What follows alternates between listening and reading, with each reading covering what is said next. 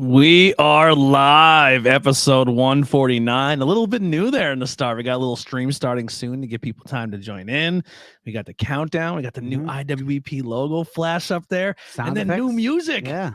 We went back to a little old school thing. We had the ring bell in, and then I had a little crowd noise and a little new intro music. Maybe at the end, maybe the match will all end. Who knows? Oh. We'll bring that back. Is there a time limit? Yeah, is there a time limit? No, we're going double Broadway. We gotta go. That's what you think. We gotta go. Time's up, everybody. Is the podcast going to be finished during the commercial breaks of Robin Hood? Yeah. That is a Yeah, very remember that? obscure reference. When I do have an ad read to read, and maybe during the ad read we'll have somebody with cue cards and they can drop the cue cards going on. But episode 149, this is going to be WrestleMania Weekend Recap 2022. Joined by our guest tonight, Dani. How you doing? Give us a little intro. Tell the people who you are. I mean, more people are probably watching for you than about us, because we're gonna tell people who we are. Yeah. I don't know who's gonna watch for me. I'm Dani, huge wrestling fan, huge Mark, and I guess wannabe wrestling influencer. We love it. You were one of the first people to support us with a t-shirt of the day on your TikTok. The TikTok is below, so if you want to follow her wrestling TikTok, she does a lot of cool wrestling content, and you can see all the awesome stuff that she got to experience this weekend. Because boy, did you experience it! You went to a lot of cool things. Yeah, I did a little bit of everything. I just lived up the whole experience. And this is your first podcast, right? Yeah, it's my first time ever doing a podcast. We did it. Yeah. We did it. We brought her in. Yep. Where this is baptism by fire. Yes, it is. Yeah. And you know what? She has great sound for not doing it the first time. Yeah. It's not like this the whole time. Yeah. Or people who we hear ourselves through their phone. Yeah. We've had some situations. The experience in content creation is really paying off for you. Yes. The lighting's good, the camera's good, the sound is good. It's all working. We're killing it. We're banging on all cylinders. But we want to reach out and say thank you to our Patreon subscribers. We do have a Patreon. It goes from $1 to $25. It helps keep the lights on here at the podcast. $25,000. If you want to do $25,000, I will kiss you. Even on the a mouth. one time. Yeah, even one time, I'm cool with it. But no last names, remember. Let's not say you're gonna kiss them on the mouth. I don't kiss know them right on the mouth. Hey, I don't know. For $25,000, you can kiss someone. Well, maybe that would scare them. What about for $1? Yeah. $1, I'd probably still kiss you on the mouth. Yeah. Well, let's see who we are kissing on the mouth, and that's gonna be Ryan Vox from Outbreak Wrestling, David S, Brett B, Brett Squared. Sorry, he has. I told you no last names. I know. I'm trying. It's right there in front of my face. From the Cake Stand in Monty City, Bridget M, Andrew H from Bang and Beers podcast, Greg R, Heidi B from Not Cool in High School podcast, Ryan G from the Fueled by House podcast, Kelly from Crystal Mountain Healing and the Truth Behind Illusion, Tommy B, the Tree of Life Metaphysical Shop, which we do have a cool ad read for them later, Brad Z, Higher Than Other Words podcast, and JH. So thank you all so much for the Patreon. Like I said, it helps with we said no last names. Why did you say highest long last name and Other Words podcast? Oh yeah, that's a long name. It's a very long name. I think it's Danish. He's like Ron Burgundy. He reads what's on the prompter. He reads exactly what's on the prompter. If you put in your Patreon a name and you put, if your name is Joe Sucks Dick, he's gonna read. Yeah. I will totally and the read CVV number for my card is 213. Yeah. He's like Ron Burgundy, and all of a sudden, go fuck yourself, San Diego has subscribed to the Patreon. Yeah, that was really good. Yeah, I will 100% read it if you subscribe as that. Also, as long as I shouldn't say I'll read everything. There are certain things I will not read. Hold up. If you say something dumb or homophobic or racist, I will put your name and email address for people to contact you. That's what I'll do. We'll dox you. It'll be Ryan Dox. Yeah, we will dox you. But yeah, that goes to pay for StreamYard and Adobe Premiere and help save up for equipment. So we really appreciate you guys all supporting us. And if you can, we also have our merchandise. If you head over to iwepnetwork.com, check the rest of our great podcasts out. We do a bunch, and we're always putting stuff out and going live and having a lot of fun here. Also, what was something I was going to say there too? Oh, if you can't support monetarily, a like, a share, following us on social media goes a long way. Leaving a review on your favorite podcast platform if you're listening to this later audio, it all helps us out. So do that for us and show us some love. But let's get into our Mania weekend. Is there any news? I mean, it's all kind of being the same boat here. Yeah, I mean, the news is kind of news that's depressing and sucks. All right, let's nothing fun. I mean, Nash Carter, half of MSK, was released by WWE, formerly Zachary Wentz. Yeah, he was accused of domestic abuse. No way to sugarcoat it. His estranged wife, separated. I think now they have been for a while. Yeah. Kimberly, she wrestles for Impact. She was Abby Lath in NXT Yeah. a couple years ago. Former Chikara Grand Champion as Princess Kimberly. And she posted pictures on Twitter claiming that he once, quote, got wasted and hit me so hard he split my lip open. So nothing. Yeah, and then they found pictures of him with the Hitler mustache. Yeah. Yeah, I was like, oh boy. Well, that'll do it every time. And so, yeah, I guess not that this is the important part of the story, but he was part of the reigning NXT Tag Team Champions that just won the titles on Saturday at Stand and Deliver. So I guess there's going to be new tag champions in NXT. Yeah, I mean, most likely, I would guess the Creed. They're flip flopping champions like crazy over there. Yeah, Yeah, it's like It's like we could belt put them on. roulette. We could put them on people that don't hit their girlfriends. Yeah. Speaking of flipping the titles, you had JC Jane and what do they call Priscilla? Gigi Dolan.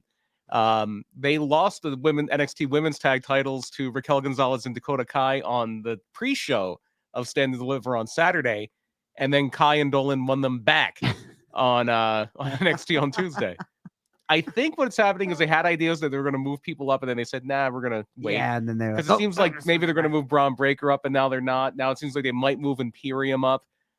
They might move LA Knight up. They might move Raquel up. So maybe that's why she dropped the title. And then the other awful news is there is a police report from the Ormond Beach Police Department where it seems like Tammy Sitch caused a 3-car wreck in which a man died on March 25th. DUI is suspected. A 75-year-old man died in the accident. Yeah, that was we've joked around and took some shots at some of the things that happened in the past, but at the end of the day, like, we don't want people to struggle or go through things, but at the end of the day, like, if you're getting behind the wheel drunk, the worst thing you could do is kill somebody, and that's unfortunately what happened here. Totally. Well, positive news, WrestleMania weekend was a fucking blast. It was so much fun. I drank so much and watched so much wrestling and had such a good time. Now, it doesn't matter how much we watched on TV. It's way better being there and experience that entire weekend live. I have never done. I don't think anyone here. No, I never will. I've You been to wouldn't go WrestleMania. No. I would love it. I've been to WrestleMania. Yeah. Like, experience the whole Maybe Mania if weekend. I had good seats like No, Danny no, had, I would. But if I I don't think had, the seats matter. Like, if I would I be more had excited for nosebleeders, the- I'll stay home. No, The only I'd be more thing- excited for the indie shows and like. Oh, if you're Yeah. going for that, yeah. I'm not going and sit way apart. I've No. just done Mania, and I actually it was 9 years ago today. It was WrestleMania 29, and because it popped up in like that Facebook, like your history. Yeah, look Yeah. back. Yeah, and I wasn't in nosebleed seat, so I probably should have stayed home. Yeah, But it was fun. I was gonna say, what was the one in Jersey last year or before? No, this was the one in. It was 3 years ago. It was more Becky Lynch was in the main event. Oh, okay. I didn't go to that Yeah, one, but 35. I went to New 29. Jersey.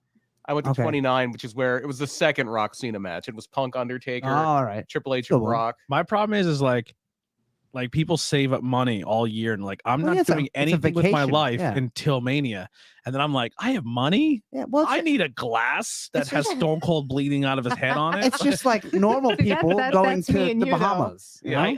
money burns a hole Hole. in my pocket. But explain to us your process with this, like, not the process, but Well, like, what did you go to you first? you Tell us start the off. shows You were there, went to. SmackDown, right? That kicked off your whole Mania weekend. Well, if you don't count like the indie shows I went to on Thursday. Oh no, let's count those. Let's see what Yep. indie shows Yeah, you go so to. I started I flew in Wednesday, so I was prepared for all day Thursday. Went to 3 shows back to back for GCW. I went to Bloodsport, Joey Janela Spring Break Part 1, and Planet Death. Now, were they on the all in the first same day. building, or did you have to travel around? All the GCW stuff was at the Collective. Yeah, all one it building. was all in one building, so that was easy, just like chilling there and waiting for that. It wasn't until the next day where I'm like going back and forth and running around everywhere trying to get as much as I can get in. So when GCW does a show, like the first show happens and then you have to leave the building and then come back in for the second one. Correct. So is there like stuff going on outside or people hanging out? Like, So in between the first 2 shows I went to, so I went to a 3:00 show, and I think the next show was at 8, maybe, I don't know, but they had the Dolph Ziggler comedy show right across the hall, and they also had like a shop where a lot of people had like t-shirts that they made, a lot of artwork, action figures set up across the hall, and that's where they had the comedy show.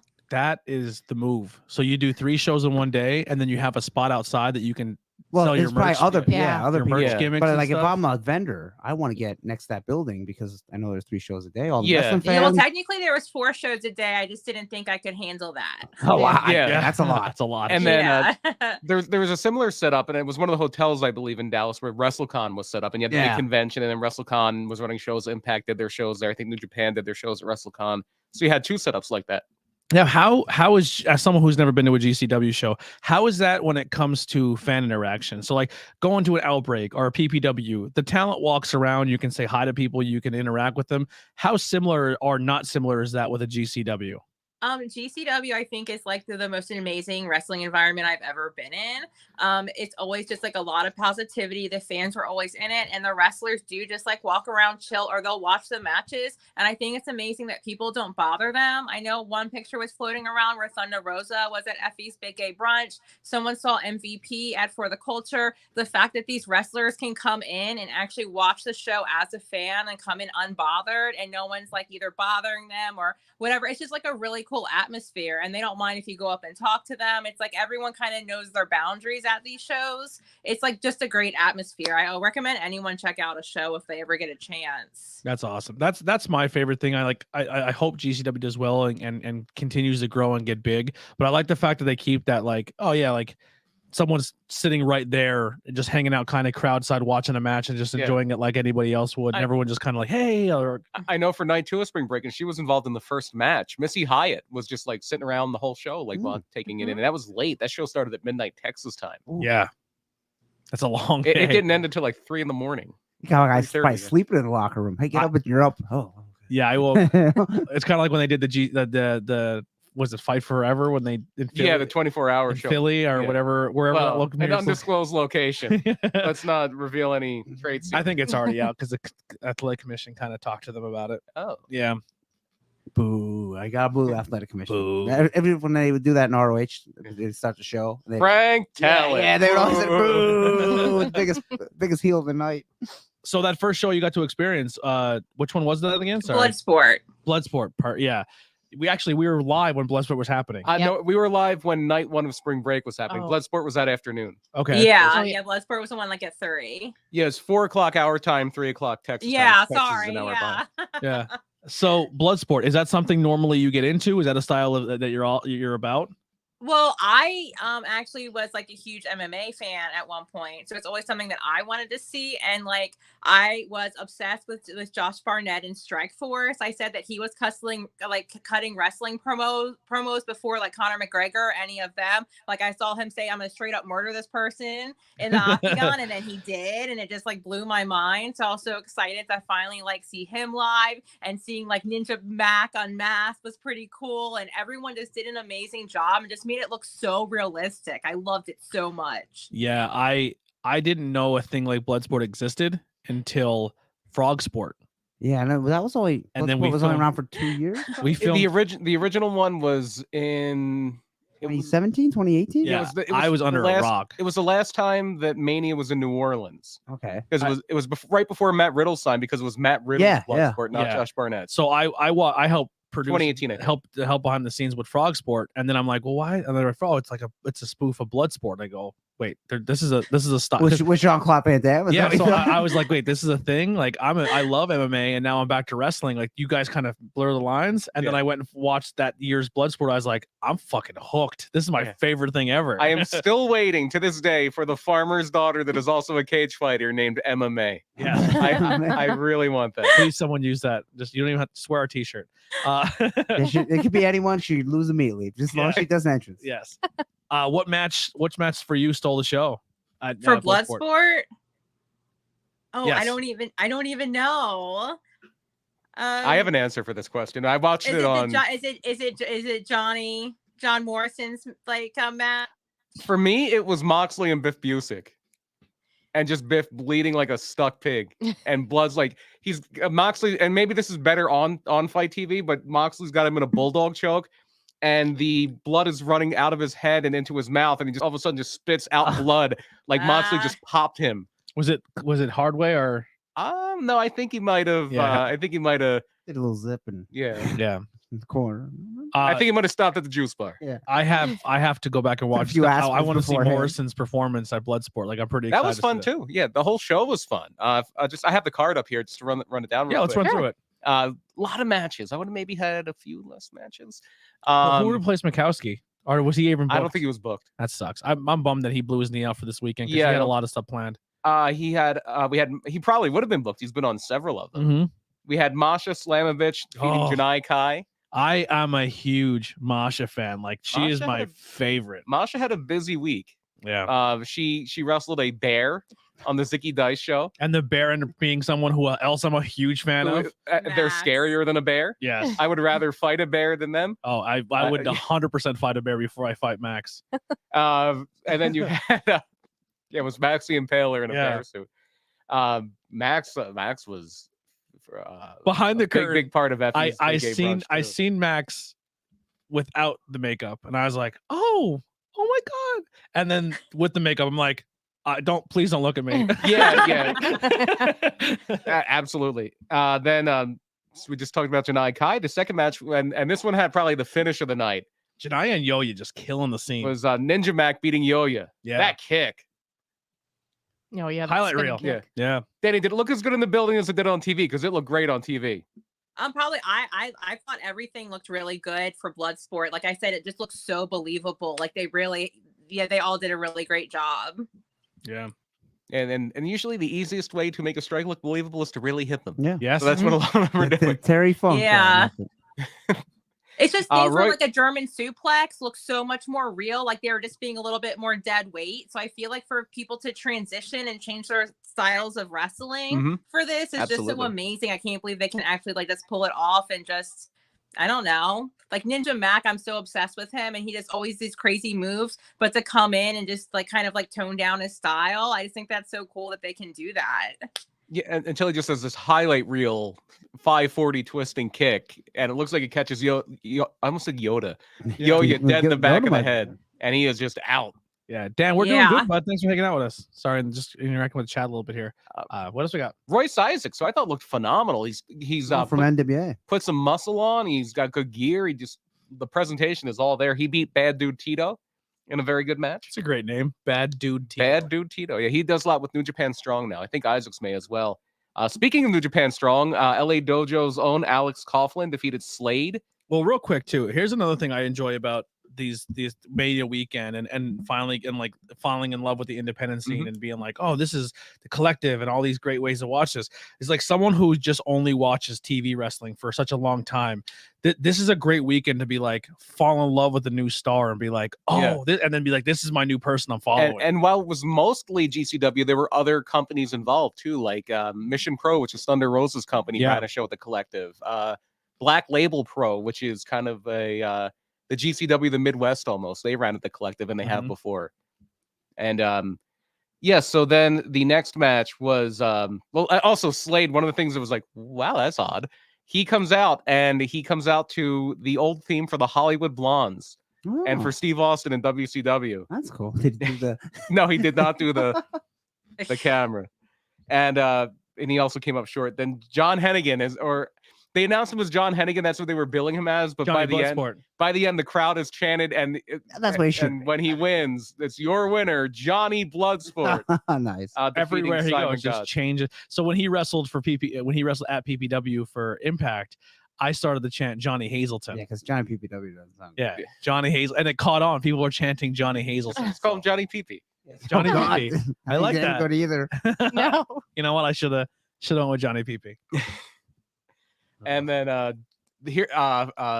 Shafir, fresh off of becoming a big player in AEW, she defeated Zeta Zhang in the That's a name. in Yeah. the second women's match on there.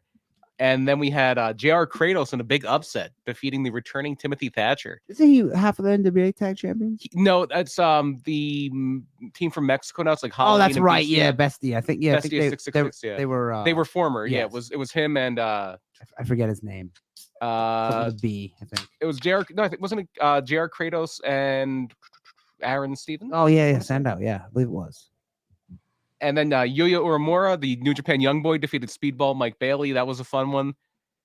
Josh Barnett beat Jonah Well, by the way, Big man. how booked was Speedball Mikey this weekend? He might- Jesus. And so many people, like we made a point of how Minoru had 5 matches in 2 nights. I think Speedball Mike Bailey had like 7 in 2 days. Wow. Wow. He He is. was on everything. Yeah, he's He's like, I'm back from amazing. injury and I'm gonna work everywhere I can. He is. He's really good. Well, Impact, he's a regular, but then he was also on. Was he on Ring of Honor? I think he was. Yeah. Yeah, Was he he a, wrestled in Ring of Honor. Yeah. Was he a PWG guy?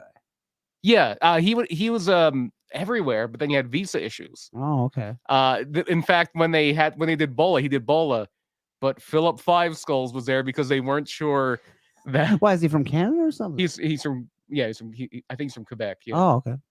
And he had some visa issues and there was like COVID stuff, but he was able to get back. He's been doing a lot with Impact lately, and yeah, he was everywhere. Yeah, he's killing it. He was everywhere. He was So tired this Jonah week. Jonah versus Josh Barnett. yeah, the War Master against Jonah. Jonah, Big guy, we man. got to meet him at PPW. I don't know if you got a chance to meet him at all this weekend, Danny, but he is such He's a not one that sweetheart. ever has like sparked my interest, to be honest.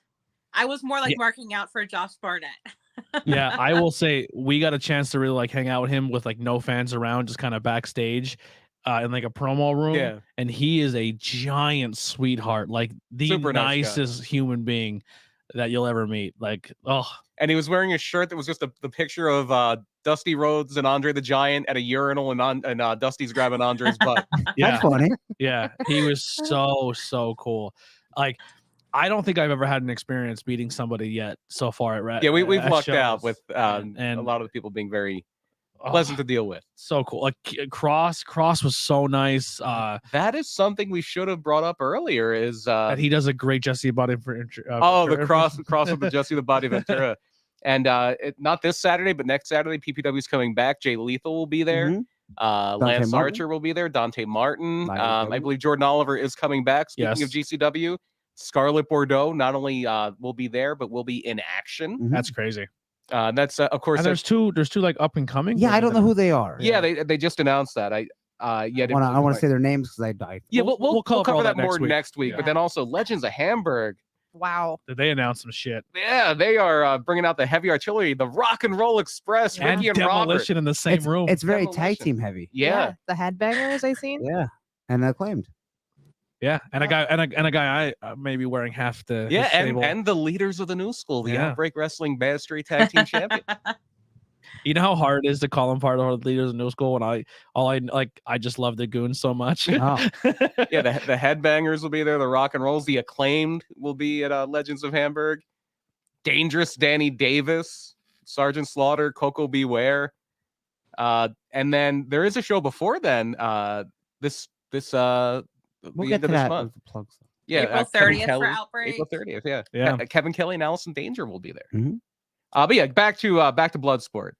We had 2 more matches. We had, and my match of the night, one of my favorite matches of the weekend, or the week, because this was Thursday, was John Moxley beating Biff Busick in Bloodsport by KO. And then your main event, the other big upset. No, that wasn't the main event. No, Wow. they really well, first of all, I think it's kind of an unwritten rule in Bloodsport. If Minoru Suzuki is on the card, he's in the main okay. event. That makes sense. He actually beat Matt Riddle in the first Bloodsport in the main event, and then the second one was Minoru against Barnett. Yeah. But it was an upset here because Chris Dickinson defeats Minoru Suzuki. Dude, I fell in love with Minoru Suzuki this weekend. Oh wow. Yeah, you've I- never really seen him. Oh Yeah. my god. It's very easy too. It's There's very one easy. match he did this weekend that I was like, he's my favorite person on the planet. And we'll Well, get he's into it a one that little later. also has fun stories backstage too. If you hear some of like the people who, like, I forget the new podcast where fans call in with fan experiences. People have hilarious stories of meeting him. He seems like such a Oh, fun person to meet. I want to I meet him want to so hear bad. that podcast. That's a great idea too for a podcast to have Yeah. people tell fan experiences. And then when you want to talk about like bona fides or MMA and things like that, Minoru Suzuki is as legit as it gets. So everything you guys ever told me of him, he's murder grandpa. Yeah.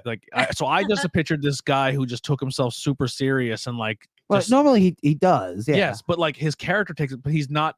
He's willing to go outside that box and have fun. Yeah. Well, that match with Orange Cassidy never happened, right? They were supposed to wrestle. No, yeah, I Yeah. think they were supposed Yeah. to. Let's say he wrestles like in New Japan. There's Yano, which is the goofball. Yeah. So they've had several matches. So it's Yeah. super So serious there's a guy match versus that happens goofball. later on this weekend that I'm definitely gonna go to because I loved it, but we'll get to there. And then the second show Danny was at that night was night one of Joey Janela's Spring Break. So before we move on, flagship. Danny, is there anything else with Bloodsport you want to cover that maybe a moment you had there or experience? No, I think that was it. Awesome. All right, well, let's go to Spring Break night one. Before we go down the card, anything that on this card that you circled that like this is where I think going to be the match of the night or something you were really anticipating? Well, I think I was most looking forward to Joey Janela versus X-Pac because I mean they don't do a lot of storylines in GCW, but like that one was you know it was coming. If anyone watches it, Joey Janela had teamed up with X-Pac and then turned on him, so there was like a build up for this match. So I was excited about that, and I was also excited about the tag match because I really love Second Gear Crew. As far as also being a Nick Gage fan, so I was excited for that match. And what was Nick Gage's quote? I don't need. He doesn't need a fucking partner. Yes. Because I mean, it's true. he wound up getting one though. But yeah, and what a few things that they were really trying to tell story wise over the Spring Break shows, or over the GCW shows in general. You're really getting Chris Dickinson having the proverbial rocket strapped to him as probably the next challenger for Moxley's GCW title. He's just Spoiler. returning. Yeah, so that's why I off was kind of sad that I missed part 2. I really wanted to see him versus Matt Cardona so bad live, so I was sad that I missed that. But yeah, he's just coming back, so I'm excited to see where he's gonna go. What has your take been on the whole Cardona coming to the GCW world? I love it, and I think a lot of people that I think a lot of the deathmatch people hate him, but I feel like he's killing it. I think he's just bringing the game and bringing like the communities together. Do you think they legit hate him, like the GCW crowd, or you think they're just playing into it to keep the thing alive? I think that they legit hate him, but I also think on some level that they don't realize that they're being worked. But that's what makes it fun about it. You're supposed to hate him. And so that makes it even more fun. It's so good. I think it's fun when they hate him so much. Like I have a friend who is in his 40s and has never acted this way before, but legit thinks that he can take that Matt Cardona will fight him one day. They're like, oh yeah, we're gonna fight. And that's an ECW original. And I screamed at him, and I think that's cool because you're in your 40s, and whether you know it or not, Matt Cardona made you into a supermark, and I think that's awesome. Yeah, I always just thought that the fans were treating him like MJF, where they were just in on it. Yeah, and they were acting as if they hated him. But they hate him. That's so they awesome. view him as the WWE like out. He's coming and we actually named him in as our awards as like the Independent Wrestler of the Year. Like he just completely changed the game. I mean, like we talked he was about him nominated. Comeback of the year. Yeah, comeback of the year. Like he's just been killing. It wasn't comeback of the year because me and you got that so wrong. These two were like CM Punk. Yeah, that's what it was. It was something, but we're just like the guy has just been on another level. But all right, let's go to the card quick. Yeah, so the opener is the 3-way tag match where the Briscoes regain the GCW tag team titles, defeating the Second Gear Crew, Mance Warner, Matthew Justice, and Slade did wind up replacing Matt Tremont, whether Nick Gage liked it or not. Yeah, so I'm not even gonna pretend that I'm this giant wrestling knowledge, know everything, because a lot of this stuff, like I have GCW, no idea who Slade is. Yeah, like all these people, like he was the guy that he's just a deathmatch guy for GCW, and he was the one that came out to the Hollywood Blondes music. Oh yeah, that's it. The beautiful thing about this podcast is we don't pretend to be anything we're not, and like we're talking about these shows because some of us are experiencing some of these people for the first time. This is the first time for me this weekend experiencing the Briscoes. Oh, okay, you're in for a treat. Really? Yeah, so 100%. So I like talked about many times on the podcast before, like growing up, the Monday Night Wars, there was no war to me. I was diehard WWE. Don't even put WCW on my TV. Yeah, they were never in WCW. Yeah, but I'm saying like so. But he was so one company. I was brand loyal. Yeah. And then I stopped in high school, became an MMA fan, and then got back in the WWE. Team MMA. Yeah, Team Jiu-Jitsu. And then Funk ain't wear no mouthpiece. Just after starting this podcast is when I dove into the independent scene and learning about ROH and everything like that. So this has just been like I'm seeing some of this stuff for the first time ever. Yeah. Yeah, the Briscoes are I love the Briscoes. Oh, one of my favorite tag teams of all time. All right, let's get through this card. And then Blake, so much wrestling to talk about. Blake Christian defeats AR Fox. Mickey James defeats Allie Ketch in a very interesting match. Yes. Oh boy. A very interesting match. That got real. Nick Wayne won a seven-way scramble. Nick Wayne is the 16-year-old that has been signed by AEW, provided he graduates high school. His father was a wrestler. His father trained a lot of wrestlers, a fixture in the indies in the Seattle area, and he passed away a few years ago, Buddy Wayne. He defeated Alec Price, Gringo Loco, Jack Cartwheel, Jimmy Lloyd, Jordan Oliver, and Ninja Mac. Joey Janela defeats X-Pac. And then in your main events, the world title match, Jon Moxley defeats AJ Gray. And then for the ultra-violent title, so it's a death match, so it goes on last. So like the CZW title. So you don't have to bump in light tube dust for the rest of the show. John Wayne Murdoch defeats Alex Colon to win the title. X-Pac, let's dive into some of these matches here. Not too much because, like I said, we have a lot to cover. But man, did X-Pac take some bumps? Yeah, especially because I think he came in hurt. Did he really? I think I saw that he came in hurt, and yeah, he was. You would never told because he bumped everywhere. I didn't see it. No, I didn't see it either. What match stood out for you here, Daddy?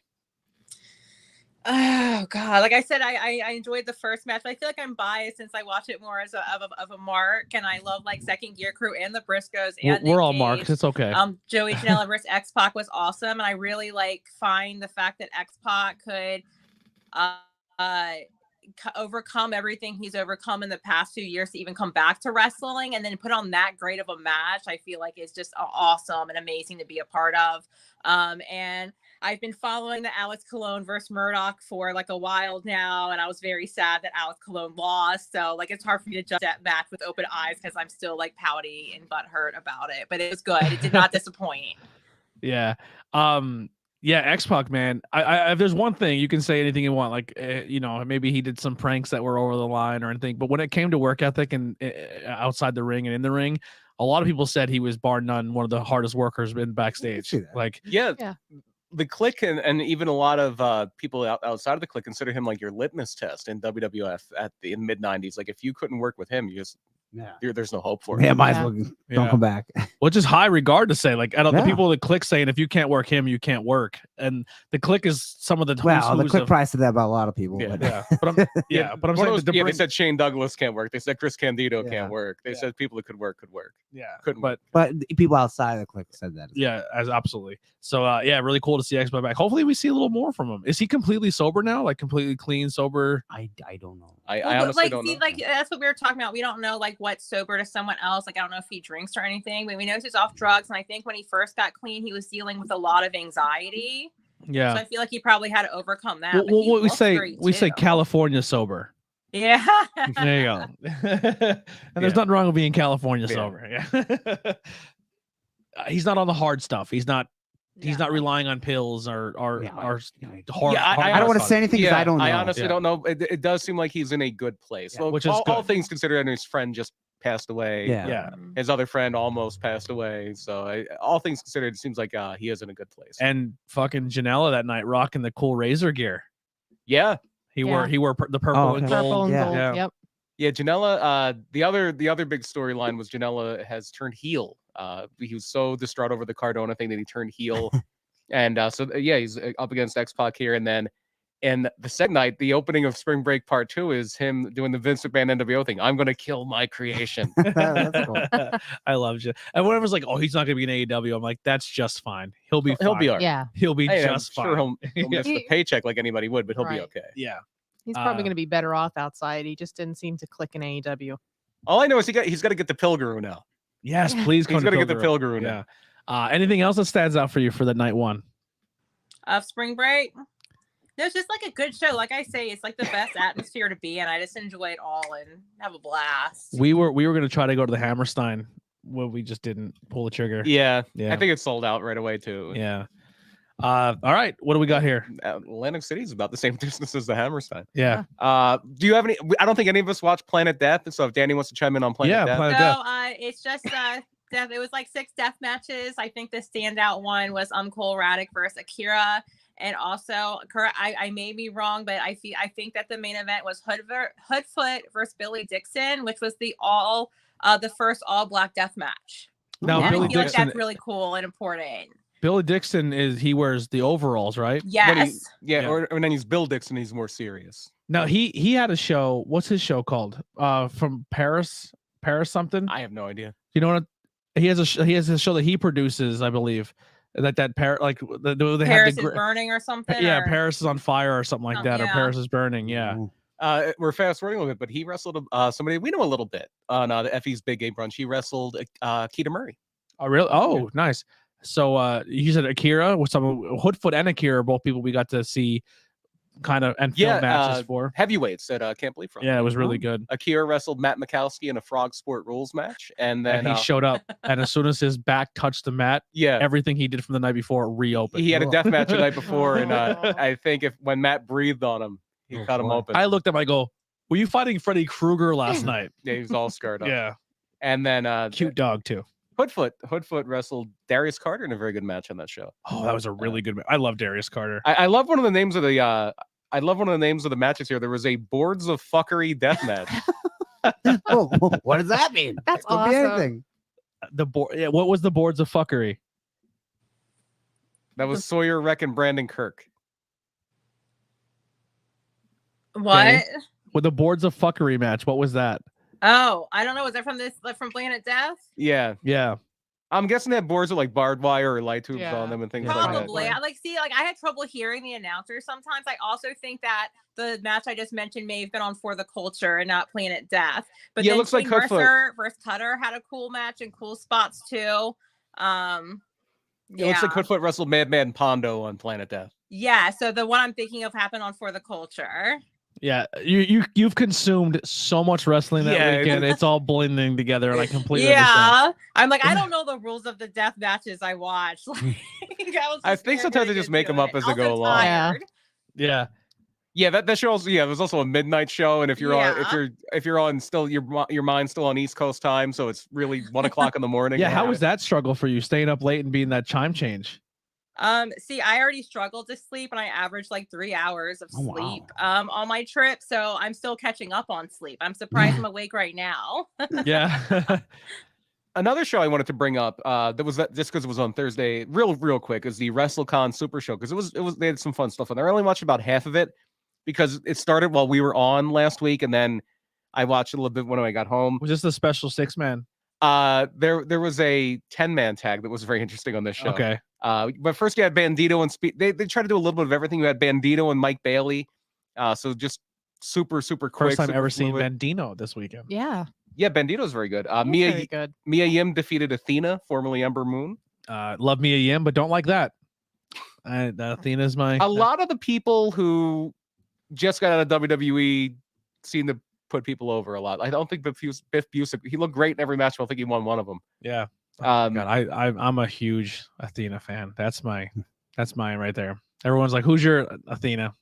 Yeah. Who's your what? You didn't finish. Just that's my crush. That's my woman crush. Who's your favorite ham sandwich? What? I don't want to I'm not trying to sexualize her.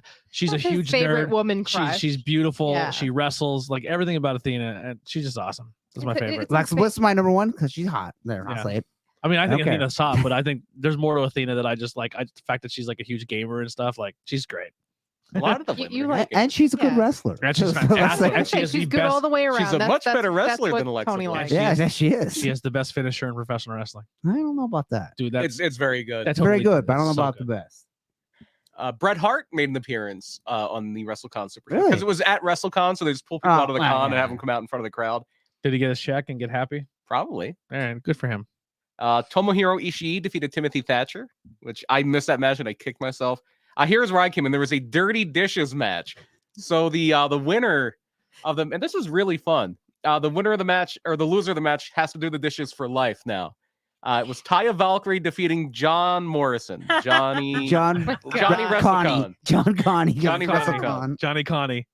And they I guess Johnny Dishes now. They brought all the dirty dishes with them, and they were going at each other. They were just breaking dishes over each other's head, doing bumps on the cups. At the end, the announcers were Ian Riccaboni and Veda Scott. They said, "Well, they only have 3 dishes left. They broke them all." Yeah, a dishwasher should have run in. Yeah, I got to do commentary with Veda Scott. She's cool people. One of the fun things on this was that they had a whole gimmick where everybody that came into the show got wristbands. And when they were leaving the show, I don't know who won this, but you could drop the wristband, and each match had a box, and whichever box had the most wristbands, WrestleCon gave the people in the match a $5,000 bonus. Who won? That's awesome. Cool. I have to look up who won. Oh, that's cool. a good idea. I like that. I love that idea. And go ahead. I wish more promotions would do that. I think that'd be a cool thing to do. Yeah. To give the boys and the girls in the back to a little more money. That's kind of like what MMA does too. MMA does give rewards. Yeah, but it's biased by like what Dana White thought was the best match. Correct, but this is more fan based. Yeah, it's a fan vote. Yeah. And I'm trying to look it up here. And then we did have a 6 trios match. It's a luchadors, we're going to call it a trios match. Laredo Kid, Ray Horus, Michael Oku defeated, well, some of them are luchadors, defeated Ace Austin, Josh Alexander, and Black Taurus. Ace Austin just re-signed a big deal. Yeah, re-signed with Impact. Yeah, good for for a him. multi-year deal. And then Minoru Suzuki defeated Biff Busick. Biff did open up again. Stiff Breeze would have opened them up because of the Moxley fight. And so this was more of a car crash match. All they said was it's going to be Team Onita, Atsushi Onita, and 4 people against Team PCO and 4 people of his choosing. And they were all mystery partners, so you don't find out until they come out. So Team Onita, which consisted of Atsushi Onita, Colt Cabana, Juice Robinson, and the Rock and Roll Express defeated Team PCO, which was PCO, Enzo, Jimmy Wang Yang, I thought he was done wrestling. Dirty Dango, and Barry Harwood. That's a solid team right there. That's why I want to go to war with. Well, they lost because Onita. Damn it. Onita is the That's why. Onita is the Japanese Mil Mascara, so Team Onita won. I hope Barry took the pin. No, I believe Dango took the pin. I have an autographed Barry Harwood's Chase figure upstairs. That's cool. Yeah. And, sorry. Good, you're good. And then in the main event, the Briscoes beat the Rottweilers, Low Key and Homicide. There it is. All right, what's the next? The for the culture, are we on that day? Yeah, for the culture was Friday. I believe, Yeah, it was right? Friday. We're at 45 minutes about. We didn't even touch WrestleMania. Yeah, That's all right. We're gonna go Or long. Super Card of Honor. Yeah. this show is going to be as long as WrestleMania. Yeah, it's gonna be a longer It's show. the WrestleMania So show. for the culture, exactly. Describe the show to us a little bit, Danny. What the show stands for and some of the matches that stood out for you. Like they made a thing this say that it's just all of the wrestlers on there were like all black, and I think that was, I don't know the appropriate way to say it, so please don't come after me. Whatever. Black people of color. I think it's really cool and really important that we have this kind of shows on like WrestleMania week. I think it's amazing. It was my favorite show from front to back wrestling wise. My favorite matches, and I think it was like one of the best scrambles I've ever seen in my entire life. It was so good. Do you remember who all was in Scramble? I have the just card if pulled she it doesn't. It was Charlie Bravo, PB Smooth, Kita. I can't even say all these names. Trey Shaw and Michael Oku. And it was just like it was just really good. Yeah, like, what was it? The Hoodfoot sometimes versus people who? are just like sitting outside the ring and not selling or just waiting for their time, and it was just very well done. And then you also had Shane Taylor Promotions versus like what was Hit Row. I guess they're the hit makers now. Yep. And that match was so good. And I think I love Shane Taylor so much because I've never seen a match of his that I wasn't like emotionally connected to. Like he's just so good at telling stories in the match. And I think they put on a really good like storytelling match. It was so awesome. No swerve though. No swerve. Oh, Swerve wasn't there. Ring of No. Honor show. Oh, that's right. I don't think AEW really wanted their people to Oh, that's right. Yeah, Tony Khan said he doesn't want that. He doesn't want too many AEW people working that weekend. And John Moxley did because he's John Moxley. John Moxley does whatever the fuck he wants. I definitely that's definitely one of the matches shows that were on my list to watch. So I definitely want to go back and watch that. Also, Tasha Steelz and Big Swole for the Impact Knockouts titles. Oh yeah. And how did that go? I didn't watch it, but Tasha Steelz did win. Tasha Steelz won. It, in my opinion, it is what it was. It wasn't bad, but like it didn't have anything that like it didn't stood hop out off to the me. card either. Yeah. So Tasha Steelz has a bright future though. Yeah, well, bright present. She's the Impact Knock. She beat Mickey James. Yeah. And to be champion this young in her career, that shows a lot that they have a lot of faith in her. One of the cool things I got to talk to with Maria about was some of the people she like when she was part of ROH and Maria Kanellis. Maria Kanellis. Her name's Bell. Yeah, when she was helping with ROH. Bennett, excuse me. Maria Bell. Yeah, she was working through her like people who in the independent scene that she really had a lot of faith and love for, and she thought was really, really good. And one of the names that keeps popping up, and then we got to see again in ROH was Willow Nightingale, like someone she's really, really, really high on. So that's a weird segue. Yeah. No, I'm just saying, like, so the fact that Tasha Steelz is one of those people too that they see as like this young talent coming up, and she's already at such a young, like, so early in her career is being given the world championship for a women's division. Be on Dynamite against us. Looks like she might get a contract. Yeah, it seems Willow? like she might get signed. Yeah, I think she's gonna be an ROH girl. I think she's on Dynamite next week, but Yeah. we don't know I what's think there's going gonna on. be cross there, but What is she doing? The Owen Hart challenge? Yeah, The she's Owen gonna- Yeah, Hart it's an Owen Hart Bunny? qualifying match. Yeah. Yeah. qualifying. is it her yeah. and Bunny? No, Bunny just wrestled. No, her and it's someone that she can like. I'm not saying this to be rude, but it's someone that it's believable she can beat. Mhm. Yeah. It's not just a squash. It's Yeah. not like her versus She's not. Serena Deeb Yeah, where it's you're not like, her. oh, Thunder. she's gonna be It's like Serena Deeb. someone versus Thunder Rosa. You're like, Mhm. or Britt Baker, where she's getting like it's like, oh, Willow can pull a first round win out of this. I forget who it is. I just see. Yeah. I was like, well, good for her. Yeah. I'm trying to find it here. Do you want to pull up? You want to?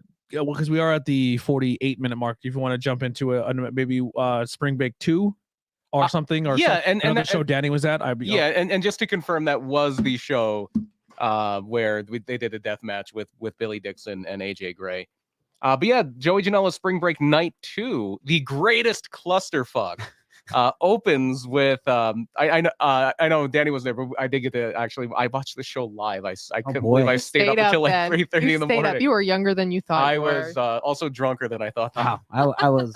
Which is the only way to Long in watch bed. Spring Break. You were an old man in bed. Mhm. He was up and can watch Spring Break. Oh, Oh boy. man. Chris Dickinson with Missy Hyatt in his corner defeated Matt Cardona with Chelsea Green in his corner. The Loaded Purse got involved. They got it off of Missy, and then but it wound up in the hands of Dickinson, and Dickinson wound up flattening Matt Cardona and getting the pin. So he's definitely getting the rocket strapped to him. Tony Deppen, the aforementioned Tony Deppen defeats Biff Busick, and yeah, that was a really solid match. It's hard hitting. Lots of fun. And this was one of the fun things about this is you did have a little bit of everything. You had with the Dickinson matches more of your traditional like sports entertainment WWE style match, and you had the hard hitting one. Then you had a more super indie style with Mike Bailey defeating Jordan Oliver. PCO unfortunately got hurt at the Impact Multiverse of Matches show, and PCO was unable to attend, but Jordan Oliver stepped in and more than held his own. Definitely a big up and comer star, the East Coast ace, Jordan Oliver. But he falls short against Mike Bailey. And Tony's back just in time because the next match I had to was tell Heidi to jump off the Wi-Fi. the next match was Minoru Suzuki versus Effie. Oh, well, real quick. One of the things that earlier that you probably already talked about that I don't think was a planned spot, and they did it on the fly, and I thought was very entertaining, was the kiss spot with. Oh yeah, Missy Hyatt and Chris Dickinson, because Cardona and Chelsea Green kiss, and then no, that was totally planned. Missy Hyatt just plants one on Chris Dickinson. Well, it looked like the way they first like, am I? Are we doing this type? Like I don't. It didn't look. It was fully planned, but they did a stage kiss. It looked like, and yeah, it was hilarious. Did we talk Deppen killing it? Yeah. Commentary, Very fun, best line in the commentary is not only does Tony Deppen wrestle really good, but he brews great beer, and his dad loves eating edibles and watching GCW shows. I was like, that's the greatest thing I ever heard on commentary ever.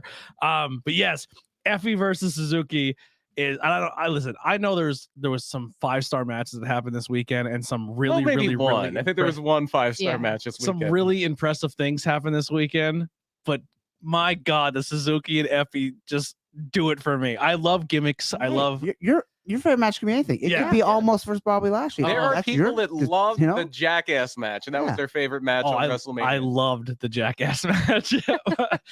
Andy, probably not so. Not really. No. Well, I saw the big rat trap or whatever. I was like, shaking my head like, I don't know if and I can handle that and it one. hit Johnny Knoxville first, and then it hit Sammy. All right, let's not get there yet. But anyway, spoiler alerts, guys.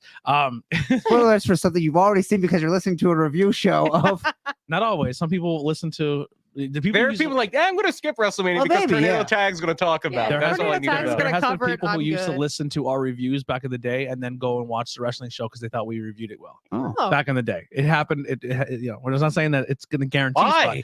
Why would you do that? I don't know. Anyway, but yes, so just the whole like Effie enjoying the pain and then like him like, you hit me first, and then Suzuki's like, no, you hit me first, and Effie took it as kiss me on the cheek. Yeah, they're doing this slap me in the face spot, like pointing at his cheek, and Effie goes in to kiss Minoru instead of slap him, and so Minoru slaps him for going for the kiss. Yeah, and then eventually Effie lands that kiss on the lips, and Suzuki then finishes him, and then walks around just wiping his mouth and laughing, and like it was like that match. Because I adore Effie. I think Effie is one of the most entertaining people in wrestling. I still have not seen him wrestle. I don't know if you're going to be a fan. I don't know, but it might be a little. He's very gimmicky. Yeah. He's super gimmicky, but he's good in the ring. Like he tells a story. He knows how to control the crowd. He's so entertaining.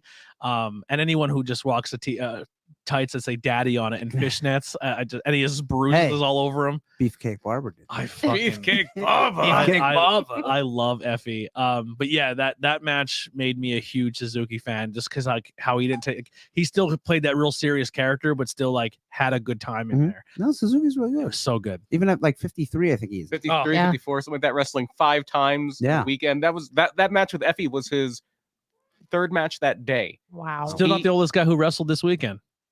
Wow. And he won all of them. He won all 3 of those. He beat Killer Cross in New Japan. He beat Killer Cross in New Japan. He beat Titus won the TV title. Right, Titus in Ring of Honor, and then he beat Effie all in one day. All right, well, let's get to the Ring of Honor show. Well, let's get to the clusterfuck real quick. All right, yeah, there's a lot to cover here. It was a lot. We're not gonna go over every entrant because there's like 50 of them. Wow. But Joey Janela is in the beginning, and his whole thing is I'm gonna destroy the clusterfuck. I'm gonna win from number 1, and then it's over. I'm gonna end it. And so he's just running through guys. They put him in like with a lot of small guys at first. Just people who are there to get on the show. And some big guys. Yeah. The first guy that really put up a fight against him was Yoya, but he still gets Yoya. Well, first off, one of the first people, the number 2 in the Rumble. Oh, yeah. Number 2 in the Rumble. Buff Bagwell on crutches. Oh, really? Coming out to the American Males theme. That's awesome. Coming out to the American Males theme. And the crowd's doing the clap. They're giving him the clap. That's Steve Reed. Or Steve, that was his partner. Riggs, yeah. The U.S. male, Scotty. Took a super kick on crutches, fell, got pinned, and left. No. Yeah, because and this all comes into play. There's several ways, and I might not remember them all, to lose the clusterfuck. I got him. You can be thrown over the top rope and both feet hit the floor. Yep. Pin submission or TKO. You can just say, "I'm done. I don't want to be in it anymore." Quit. You can quit, or you can die, or you can leave the building. Yeah, you can leave the building. Oh. When they said leave the building, I said, "Who's leaving the building?" Somebody probably. Yes, someone does. or you can die. You can lose by death. Yeah. So the star of the match here comes out relatively early. Is Early Morning Guy Steele, my new favorite wrestler. Somebody I thought had a great performance. Oh, also the Invisible Man. The Invisible Man. Yeah, the Invisible Man killed it. 5 stars. The king of the clusterfuck. But yeah, Early Morning Guy Steele. How do you explain this man? Do you remember Vincent D'Onofrio's farmer character in the original Men in Black, the alien? Yes. He talked like this because he didn't fit into his skin. I haven't seen Men in Black in so many years. He kind of looked like that. And somebody asked me, like, was that a mask? Like, I think it was. It was a mask. Yeah. He looks like an old a dock worker. He's wearing like overalls. Yeah, he's wearing his like Carhartt. Like, I'm so curious who was underneath that mask. It had to have been somebody really famous that they couldn't get him on the show, so he had to put this goofy gear on. Whoever it was can do 450s. Yeah, but he comes in, he's like moving very awkwardly, and he tries to climb up the top rope, and he falls into the ring, and then he does like a picture perfect 450 splash. He's wearing gigantic shoe lifts, so he looks like 4 or 5 inches taller than he really is. He just does Canadian destroyers to everybody. And then Joey Janela rolls him up and pins him. Yes. So that was fun. The cool thing with the Invisible Man was he went out and then like people would just be like in the match and they'd clear the ring and then all of a sudden they just like get punched by Invisible Man and they would sell with nobody for 3 minutes and then go back to like Invisible Man doesn't exist again. You did have Edith Surreal's in there. Jimmy Wang Yang was in there. Jazzy Yang, Jimmy Wang Yang's daughter, probably the reason he's wrestling again, was in there. And Lufisto, Big fucking Vinny. Big fucking Vin was in there. And then Sean Ross Sapp from Fightful.com was and in someone there. Goes, he reported on it. He goes, I'm part of your Patreon. He goes, good. Yeah, he wanted everybody in there to give him $5. He's like, is he trying to paywall the cluster? and so he was a heel, and the crowd's chanting, "We want Meltzer." Yeah. And so the ring winds up getting cleared. And Sean Ross Sapp was in there by himself, and then Josh Barnett comes out. Boy, and and he was in trouble. But did Josh Barnett just leave? I think Josh Barnett got pinned, or I forget how Josh Barnett got eliminated. And then he might got thrown out somewhere in this. Your dear friend show. Yes. Maven was in there. Maven comes in. If you remember his probably the highlight of his career against The Undertaker. Maven comes in, drop kicks the shit out of everyone. and then leaves. He left the building. And the announcer goes, the and Maven is just told us he is leaving the building. So he walks in, drop kicks everybody, rolls out and says, I'm out. And that, amazing, incredible. But eventually, Janela lasted most of this. He wrestled a long time, but then the second gear crew, because you enter as a group, was able to take over the ring toward the end, and they win the clusterfuck. Yeah, so I don't know AJ much Gray, about Mance them. Mortar, and So Matthew Justice. yeah, I was gonna say I can't name one person in it. Yeah, you're big fans of the second gear crew. Unfortunately, I'm not too keen on GCW yet, so I didn't know much about them. So I was kind of like, oh, I'm all about Maven and early morning Guy Steel. That's my crew. yeah. I'm so curious who is under that mask. That's so hilarious. We gotta talk to somebody who would probably know. Yeah, we probably know someone who can tell us that answer. Yeah, fun show. Let's get to ROH and then we'll go to Mania because we are running a little long. Yeah, that was actually before. Is there any other shows that you attended that you want to like definitely speak on so we don't skip them on you? The only other one I saw was Effie's Big Gay Brunch, and there was a really fun match between Alley Catch and Dango where they told this story of how they were scheduled to fight each other, but were also sexually attracted to each other. So there's even lap dancing in the match. Like, it was just so much fun. So I think it was fun that it was silly, but also told a story where it made sense. Yeah. So that was like the one match. When Effie lost and he walked up to the camera and goes, "Wake up early, kids. We have gay brunch." Yeah. And then that's how when he left the ring. Almost head to head with NXT too, and they had a nice crowd. Oh wow. Yeah. Any other matches on Effie's gay brunch that stood out to you? I thought Edith and Max had a good one. Oh, yeah. Edith and Max was a really good match, and I'm like very partial to Dark Sheik, and I thought that hit like her match versus Ampero was a good match, and like the ending made sense as well. I think everything was just really well done. Killian was in a scramble. It was Jordan Blade defeated Kid Bandit. Kid Bandit's big on Twitter. CM Punk's a big fan. Killian, Rico Gonzalez, Shea Purser, Sylvia Milano, and The Whisper, who we know from okay. I saw Whisper at SWO, I think. Yeah. How about Killian's? Did you get a chance to see Killian's cinematic thing? No, I haven't seen anything with pictures. He did this whole cinematic thing with Sunny Kiss, and the whole time you're thinking like it's going to be this like heartfelt thing, and then it turned into a zombie movie. It was shot. Killian is really, really smart when it comes to like film production and editing and stuff. Him and Dust together. Yeah, that whole Goons crew is just so smart and they're so creative. And Saul, like I don't think I've ever actually seen Saul wrestle in person, but his promos make me want to drive 4 hours to go watch this guy wrestle. Yeah. And how can you not love Dust? How can you not love Big Dust? I still want to try to find footage so I can watch that full match of Killian and Dust in that death match where they dressed up as Winnie the Pooh and Piglet. They wore onesies and wrestled a death match. Real quick too, I didn't get a chance to talk to it, but did you get a chance to watch the Miranda Friends show where you get to see Robbie singing some Maria Maria? I haven't seen it actually. Oh, it's so good. It's so amazing. The voice of an angel. What do we got here? The Central PA Pour. Oh, hey guys. Sorry guys, tuning in late. I have to watch it back later. Drinking an American Pale Ale from Hemanor and hell of a wrestling weekend across the board for all promotions. PA Pour, someone we're going to be collaborating with very, very soon. And I cheers to you on that on the beer drinking. I am drinking the Snitz Creek Blueberry right now. So thank you guys for hanging out. But yes. All right. So let's get to ROH. Ring of Honor. Super Card of Honor. Super Card of Honor. Okay, now I can talk. Yes. Yeah. So we all watch this one. Yeah, this is a jump off for me because I mean I knew of ROH, but jump on. Yeah. But I'm like, oh man, this pay-per-view is gonna be my spot where I'm gonna pick and then I'm gonna follow that weekly TV show because I think what the possibilities of what that could be is gonna be. There's gonna be. Yeah. This was weekly. This was a rejoiner for me because I haven't watched Ring of Honor regular. I tried to get it back a little bit when they brought back the Pure title. Yeah. But it was during the pandemic and they just had there was no crowd. It was hard to watch. Yeah. Ring of Honor was especially hard to watch, even though the wrestling was really good. I love Pure Rules. I think that's a cool idea for matches. It is cool. It is. But that was neat. I went to so many Ring of Honor shows, especially around like 2000, I would say 2006 to like 2009. Yeah, I was around the same time. A bunch of them. Yeah. And a lot of the people I saw in those shows were here, including in the dark match opener. I think this was before we started watching. Cole Cabana beat Blake Christian. Yes. AQA beat Miranda Elise. Gates of Agony, Jasper Kahn and Tala Leona with Tully Blanchard.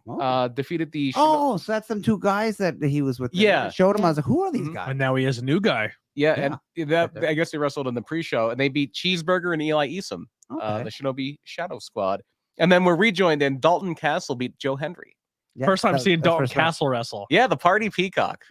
He looks a lot healthier now. Yeah, I know he was banged up. He before. was super banged up. Yeah, and he was wrestling a little slow. He's a little bit heavier too. I mean, it was just the injuries. I'm into gimmicks, man. I'm into it. Yeah, I like him. He's a good wrestler. Yeah, he was their champion before. Yeah, he beat Cody. He beat Cody for the. I feel like he is like AJ Evers turned up to 1,000. That's a good comparison. I don't get AJ Evers out of him, but I think they have a similar look. Flatmates AJ Evers. Yeah. I just think still don't get it, but okay. I think AJ just. I mean, nothing against AJ. Very, very talented, but maybe like I was thinking the Pashmina and the Peacock. Okay. But yeah, they're both very good wrestlers. I totally agree. I love AJ. AJ's excellent. But the pay-per-view proper, Swerve Strickland defeats Alex Zane in the opener. Man, Swerve is so good. It was good, yeah. Swerve. I didn't like Alex Zane's gear though. Too much red. And that weird blue color that I thought was like, hey, if I know one thing in wrestling, it's gear. All right? And no one can argue that. He has obnoxious gear all the time, and I love it. Who, Andy Header or Alex Zane? Oh, Alex Zane. Danny's here for the obnoxious gear. You are not. So Alex Zane, is that the one that I compared? I thought was like if him and Whisper would be like because he looks kind of like Whisper. Similar. Like him and Whisper should be tag team partners. Red and blue. Ninja Mac falls in 2 minutes and 50 seconds to Tully Blanchard's new client, Brian Cage. They finally got Brian Cage out of the nether realm. Yeah. Well, they did recently. Everyone's like, why would you do that when they picked up another year on his contract? And apparently this is why. He's Tully Blanchard's new protege. Do you see him as an ROH champion? I hope not. TV champion. Maybe, he wants to be world champion. That's the whole reason why he was upset. I don't really want him as ROH champion either. I love Brian Cage. I think Brian Cage would have done really well if he would have left and went to NXT. I think my problem with guys, like Brian Cage. I don't say I love Brian Cage. Yeah, I like Brian Cage. I mean, listen, when he was at the one show we were at, and he watched everybody's match. Like he gets the sport. He's the entertainment. Look, he can be the nicest guy in the world. I need to like you as a wrestler. Yeah. My problem is when someone's that big, like he looks like he's from a comic book. Yeah, he does. It's hard for me to wrap my head around that anyone can beat him. So when he gets a title, unless it's like someone bigger. You're just like, well, I'm done. You win the promotion. That's why they didn't put the belt on Andre back in the day. Yeah. Who would beat Andre? Yeah. He's so talented, but it's just like I kind of like the 5'5" guy who entertains me more, you know? And in a very fun match, I thought Jay Lethal defeats Lee Moriarty. Yeah, I thought that was good. Jay's so good, and Lee Moriarty is so good. Yeah, Lee's if Lee Moriarty was 6'6", nobody in the world can touch him. He would be just like because he's just so muscular. He's compact. He's small. I don't think. I think you're thinking of. I'm thinking. That was like not Lee Moriarty. I'm thinking Gresham. Yeah. Yep. No, Lee Moriarty is really, really talented. He is good. Yeah. Lee Moriarty, Wheeler Yuta, and Daniel Garcia are part of that like trio that I think are going to be like the future of pro wrestling. They're just all really young. They all kind of need something a little more pizzazz, a little personality. Yeah, they're all very good in the ring, though. I think Yuta's getting there. Yuta is getting there. I think. The other two, we'll see. Yeah. I think Daniel Garcia has it more than Steve Regal. Then. Yeah. Well, he is a sports entertainer. He's a great sports entertainer. He's not. And then Jay Lethal turns heel because he does a low blow and he's all frustrated. And Sanjay Dutt comes in because Sanjay Dutt, they showed him in the crowd. He was arguing with Jay Lethal. Why would you do that? They are longtime friends. Yeah. And that plays into later. Did you get a chance to see this ROH show, Danny? I have not, but I have to because I was at the last two Ring of Honor pay-per-views. So like the Briscoes and FTR were fighting like 5 feet from my face, and it was one of my best moments of 2021. Well, we'll wait till you see this match because when we get to it tears the house down. It does. There was one match before that, and it was Mercedes Martinez winning the interim Ring of Honor Women's World Title over Willow Nightingale. So the only thing with this match that stands out in my brain is that moonsault. Is the moonsault when Willow drops like both her knees right into her solar. To do it, but and you could tell Mercedes was like hurt, she was like, "Oh, that's a blow." Yeah, and Willow immediately was like, "I'm so sorry, I'm sorry." Like, I'm if there's two people in wrestling that I think like another two people besides like I met Mercedes a thousand times. I get to see like I'm a Mercedes mark. I love Mercedes Martinez, and Willow is just someone like every time you watch her wrestle, when she comes in and smiles, like you have no choice. Your brain she has very good presence. Your brain just like you have to smile with Willow. She's so good. She has very good presence. Yeah. So this means now that Mercedes is the interim champion, so it would stand the reason that her and Deonna Purrazzo, because Deonna wasn't on the show. She was on the Impact show that was happening at the same time at another venue at the WrestleCon building where she does this thing called the Champ Challenge. She is the Ring of Honor Women's World Champion. She's also the AAA Women's Champion. So she basically has both titles and says it's an open challenge, and you can challenge for whichever one you want. I believe she's under Impact contract. Yeah, I believe so. She had to do that over the year. So Deanna's so good. So the open challenge was answered at the Impact Multiverse of Matches by Fabi Apache, a longtime legend from AAA. And Deanna gets the win, but then after the match, she is confronted by somebody making their return to Impact. Taya Valkyrie is back in Impact. Yeah. Nice. Kind of hoping she went to AEW, but I think Impact's a good spot for her.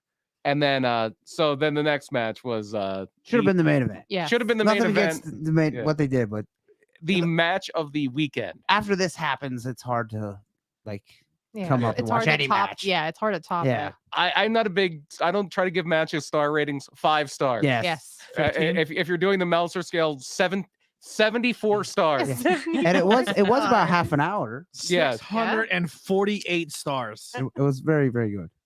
648 and a quarter stars. Yeah. A quarter. Can't forget that quarter. Yeah, let's not get too carried away. Yeah, don't be ridiculous. FTR defeats the Briscoe brothers to become the new Ring of Honor World Tag Team winning champion. Every World Tag Team title except New Japan. Yeah, every major title. I'm sure once those travels open up, they'll be over hanging out. I was like, what do you mean? It's fine. New Japan's tag division kind of sucks anyway. Yeah. So, if they go there, they will win the title. So this is the only really pay-per-view, not for me, but the first pay-per-view as a podcast, we all hung out and watched together, and we all kind of chilled and watched ROH.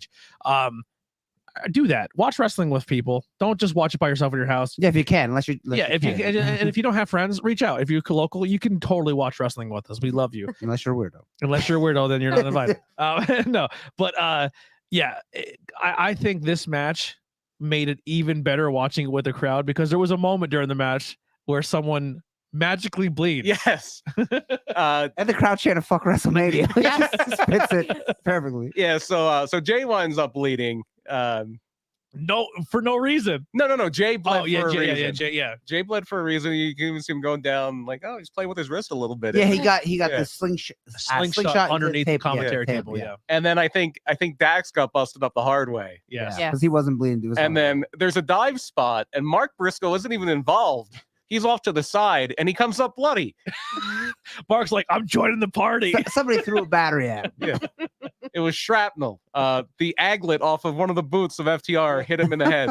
Yeah, it was crazy. And then obviously FTR wins. FTR gets the win at the very end. That chair spot too, where they threw the chair in and the ref caught it. Like, that was awesome. Wasn't that Paul Turner? Yeah, Paul Turner. That was great. He caught the chair. I was like, did you see the gift of that, Dani?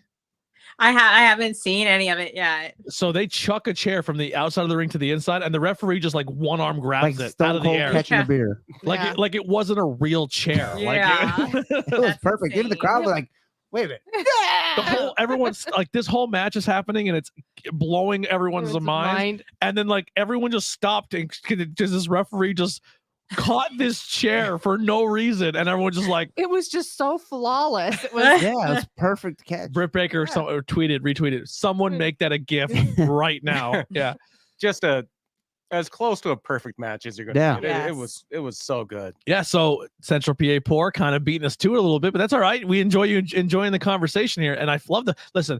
I was enjoying the fact that we're gonna collaborate them on Banging Bears podcast, but the fact they watch pro wrestling, that's great, makes me even more excited to hang out with you guys. But yes, at the very end, the Bucks run in. Yeah, well, Code of Honor is adhered to. Not in the beginning. I don't think they shook hands in the beginning because this is a feud. Yep. But the Briscoes are gracious in defeat, shake FTR's hands.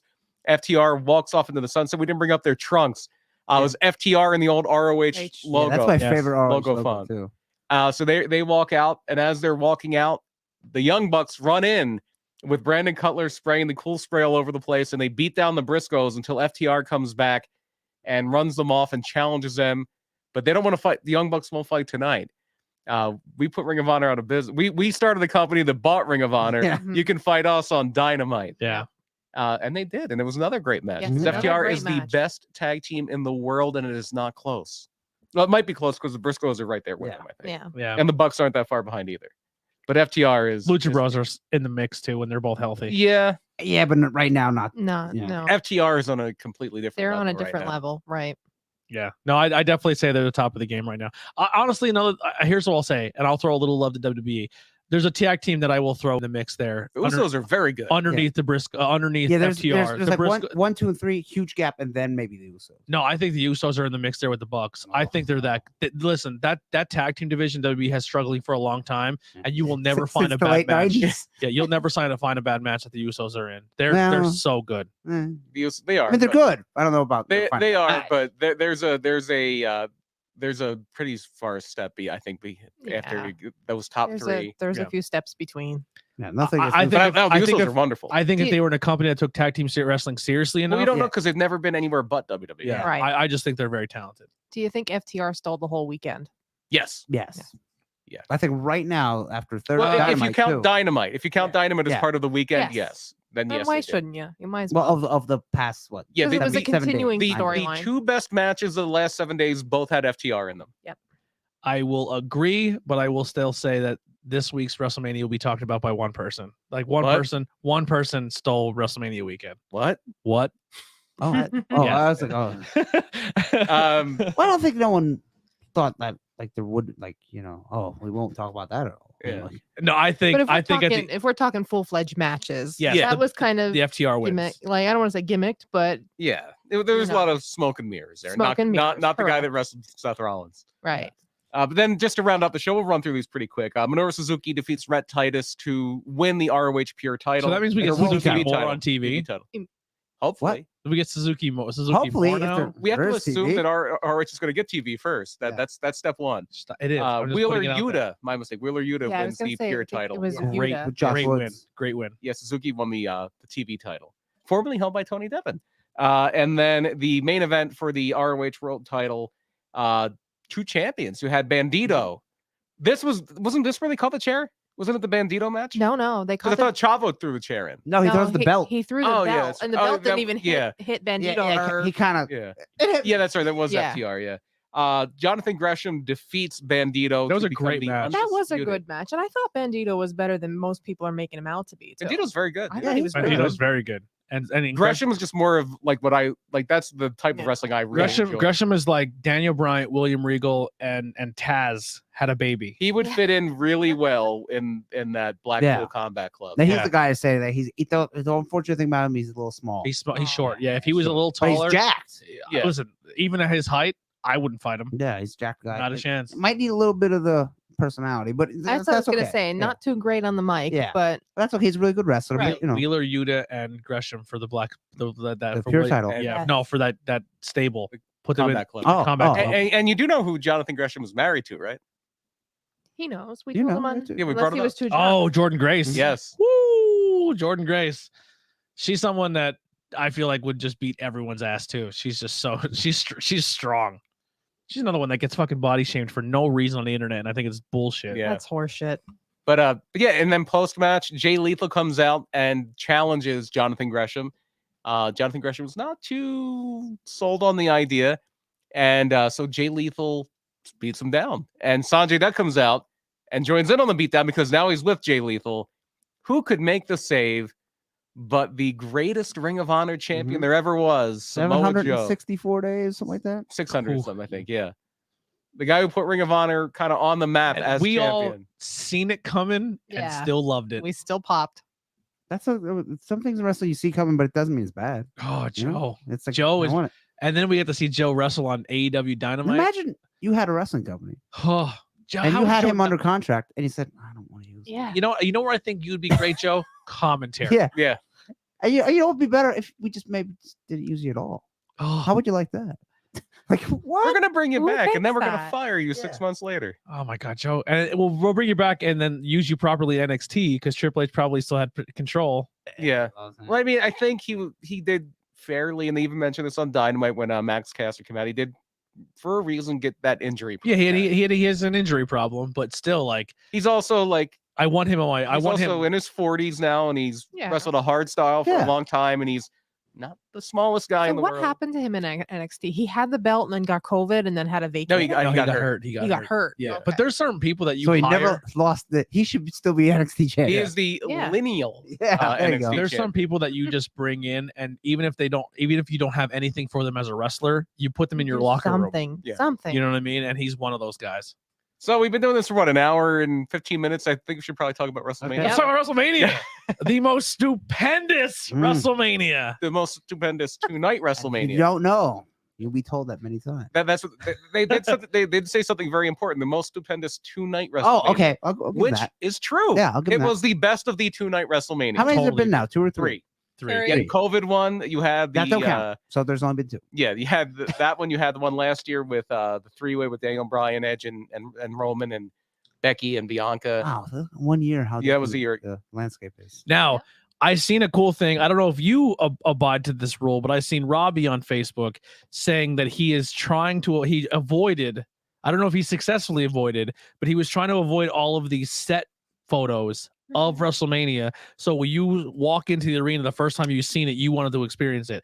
Were you successful in your journey? Yes, I was.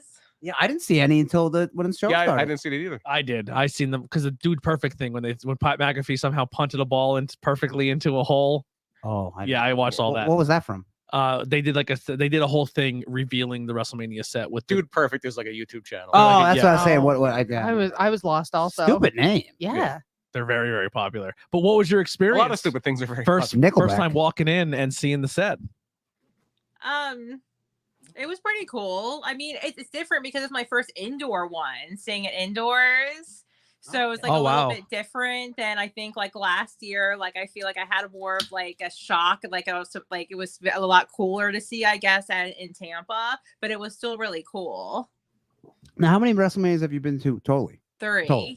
Oh, wow. So I feel like this one, like last year, was kind of like, you had the social distancing. I was sitting next to cardboard cutouts, and I didn't get to have the entire experience with. I did love the photo and all this stuff. So like, this was very much needed and very exciting. Oh yeah, I love the photo of Rob took with some random ladies cut out next to him. That was very funny. So it's fair to say this is the first one back from the pandemic that was huge again. It looks like, at least like the one last year was, like she said, it was spaced apart, not no many crowd people. restrictions. Yeah, SummerSlam was full crowd, but this is the first Mania with full crowd. Yeah. So real quick, Irish Johnson hanging out with us. He says, "Dad and I are enjoying the show as always. We saw a live show in Sunbury this weekend. Excited to see you all soon. Cheeky baby. Oh, nice. Shaky. So if you've seen recently on the independent scene in the Northeast Pennsylvania area, there is a young young man coming to shows dressed as Iron Sheik and Ultimate Warrior, and he is having breaking backs left and right. Brooke Heller has gotten it. Tommy Vex has got it. Yeah, but it's just it's unstoppable. Amazing. I dad believe that was PCWA the rep. I'm not sure. Amazing dad bringing his kid to the show, and then the local and then all the talent loves seeing them. They gave me that cool sign, which I'm trying to find a frame for, but it's hard to find a 22 by 28 frame that's not like way big and then custom. Take it to Michael's, they'll do it. Yeah, for $55. Worth it. That drew it for you. It's $55. I ain't paying $55.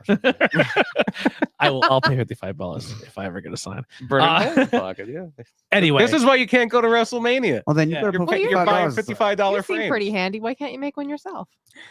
Take your door frames apart. I'm not a carpenter. There's a gimmick. Handy, sure seemed like it. Yeah. I like that gimmick. Handy. No, that's awful. I can't even say it. Yeah, it's because it's so awful. You can team with early morning guys. Yeah. We're trying so hard to give Andy a new gimmick, but he's not buying none of it. Maybe that'd be his stripper name if he ever had to do that. You wear a tool belt out to the ring, Oh God. A tool belt and be like, "Sup, ladies? I want to be got a hammer." No one comes. You can wear flannel tights. God, wool tights. Oh my God, this sounds amazing. Anyway. Night 1, WrestleMania. You walk in the building. Ryan Vox, you're listening. I know you're listening.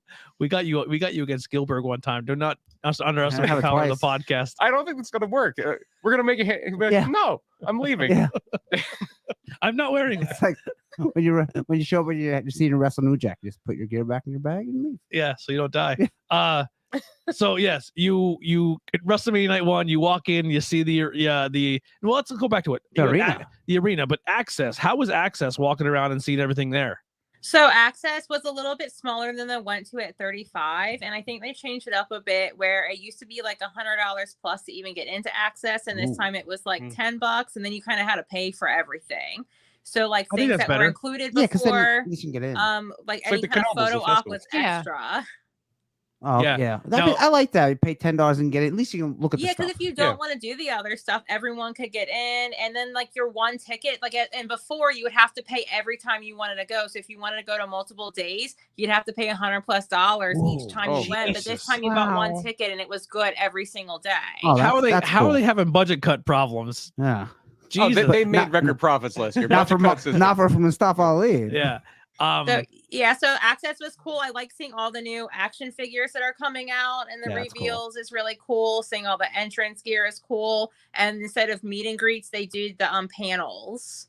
Oh, that's cool. So who was all part of the panel you got to see? We went to one that was with Charlotte, Naomi, Sasha Banks, Lita, and Trish. So was that something you had to pay for then, Dani, too? Yeah, we did have to pay for that. And how much does something like that cost, if you don't mind me asking? Ask questions. Okay, and how much was something like that cost, if you don't mind me asking? They ranged from like $30 to, I think the Undertaker one was like $150. Yeah, okay. Yeah, so it depends on who it was, because they had I think Seth Rollins and Becky did one, Cody Rhodes did one. They just had a lot of different people. So did Cody do one night too? Correct. He was announced as a surprise guest. Oh, okay, for Access if you pre-bought your tickets, and I was pretty sure when I saw that it was Cody. But so he was on night 2, I think. Now now obviously I know, like, if you read like at the internet wrestling community and all that, and everyone's not a big fan of Charlotte. How was Charlotte on stage interacting with everybody? Fine. Nice. She was like super sweet. She actually seemed to like to be the most nervous out of everyone, to be honest. But they all like contributed a lot to it. And a lot of them, the one I went to, since it was the women, all basically talked about how much everything meant to them, from like Lita wrestling in Saudi Arabia, or for Trish and Lita main eventing Raw, to like all of them talked about like Charlotte main eventing WrestleMania. Like everyone has talked about like how empowering it was, and how important it is to see like little girls like look up to them and being a role model and changing the game. And it just was like very like empowering. And then Naomi and Sasha being the first like African American tag team champs for the women and stuff, and how important that is to them. And it was just very moving, in my opinion. I would have lost my house if you would have asked me who won that tag team match. I would have thought 100% it would have been Rhea and That's what I thought. Yeah, seems like they're headed for a breakup. I'm okay with either one. Yeah, I'm cool with Naomi. I'm a huge. And Sasha's first win at WrestleMania. Yes, it is. Yeah, her first win. By the way, going way back here, because I did find the answer finally.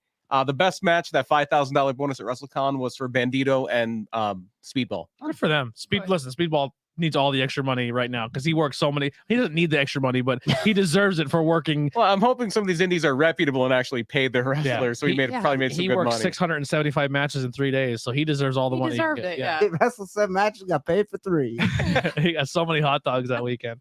So that panel is cool. I'm a huge Charlotte fan. I don't care what people say. I almost wore that Charlotte shirt I have today. If people sit there and say she only reason she's getting what she's getting because her last name is Flair, you're dumb, because she's great. That's what one of the questions was. She's really good. No. Yeah. Why would?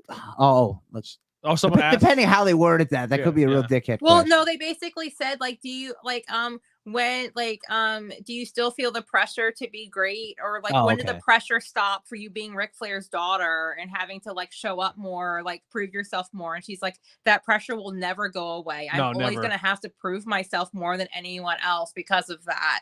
Mm-hmm. Was there anything at Access where you could pay $100 to yell at somebody in the closet?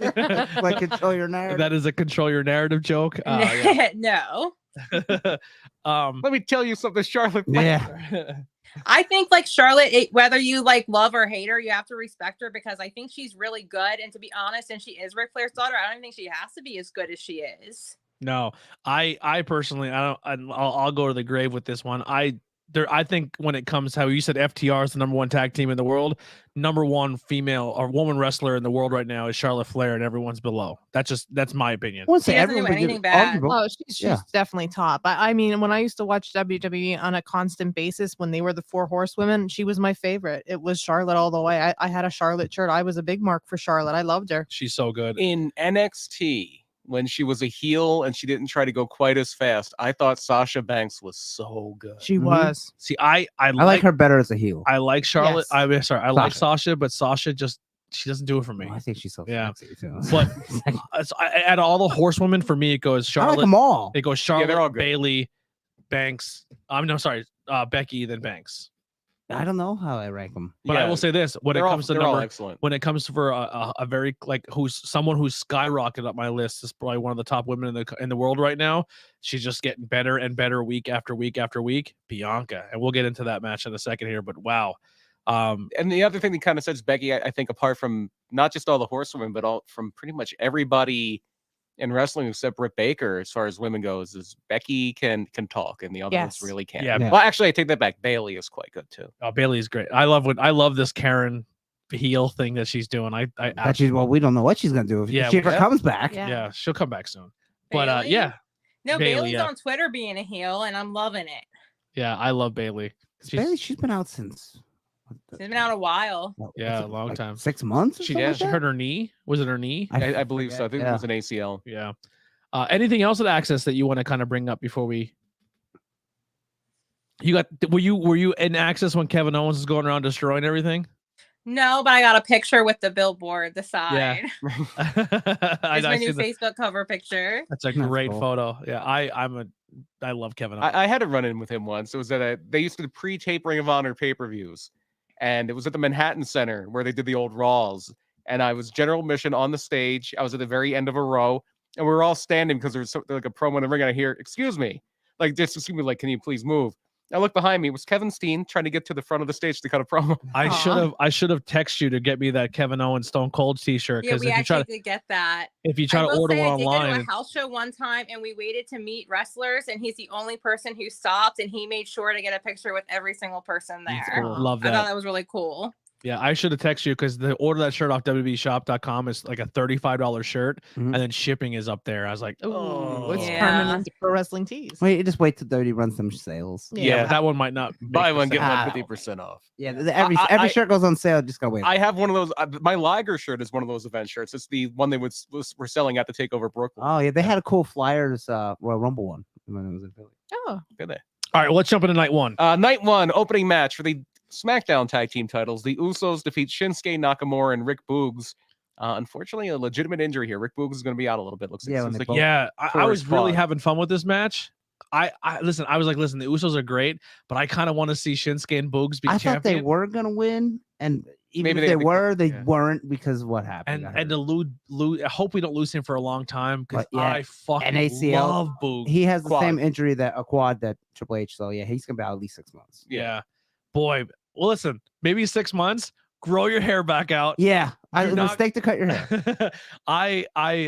If there's somebody in the wrestling right now who would get me to tune in weekly to professional WWE, it's Boogs. I still like to call him Budenhagen. I think it's a better name. Shouldn't change. We've been hyping him up when he was even not getting TV time. We're like, why are we not using him? Because he's big, he's charismatic, he can wrestle. He did the one thing they hate. He got over when they didn't want him to. Yeah, and he's funny. And when Vince knows you're funny, that's all he'll have you do is comedy. I don't care. Be comedy your whole life. I fucking love that guy. One of the Usos was on his back. The other Uso did try to jump on his back, and that's when his quad blew out. So and they wrapped up the match. So you can't really say just give it a rating or anything. Yeah, it still did not ruin the night for me. I was like, listen, it starts a little bit of bummer, but it was just like more confusing to me. Yeah. Where I was like, this match seems too short. Like, what's going on? Like, that's it. It was just confusing. Yeah, it's a shame he got hurt in his first WrestleMania match ever. It's a bummer. I think he has a nice future ahead of him though. Hopefully. If he can recover from this, and then Drew McIntyre defeats Happy Corbin. Drew cut the ropes at the end. Yes.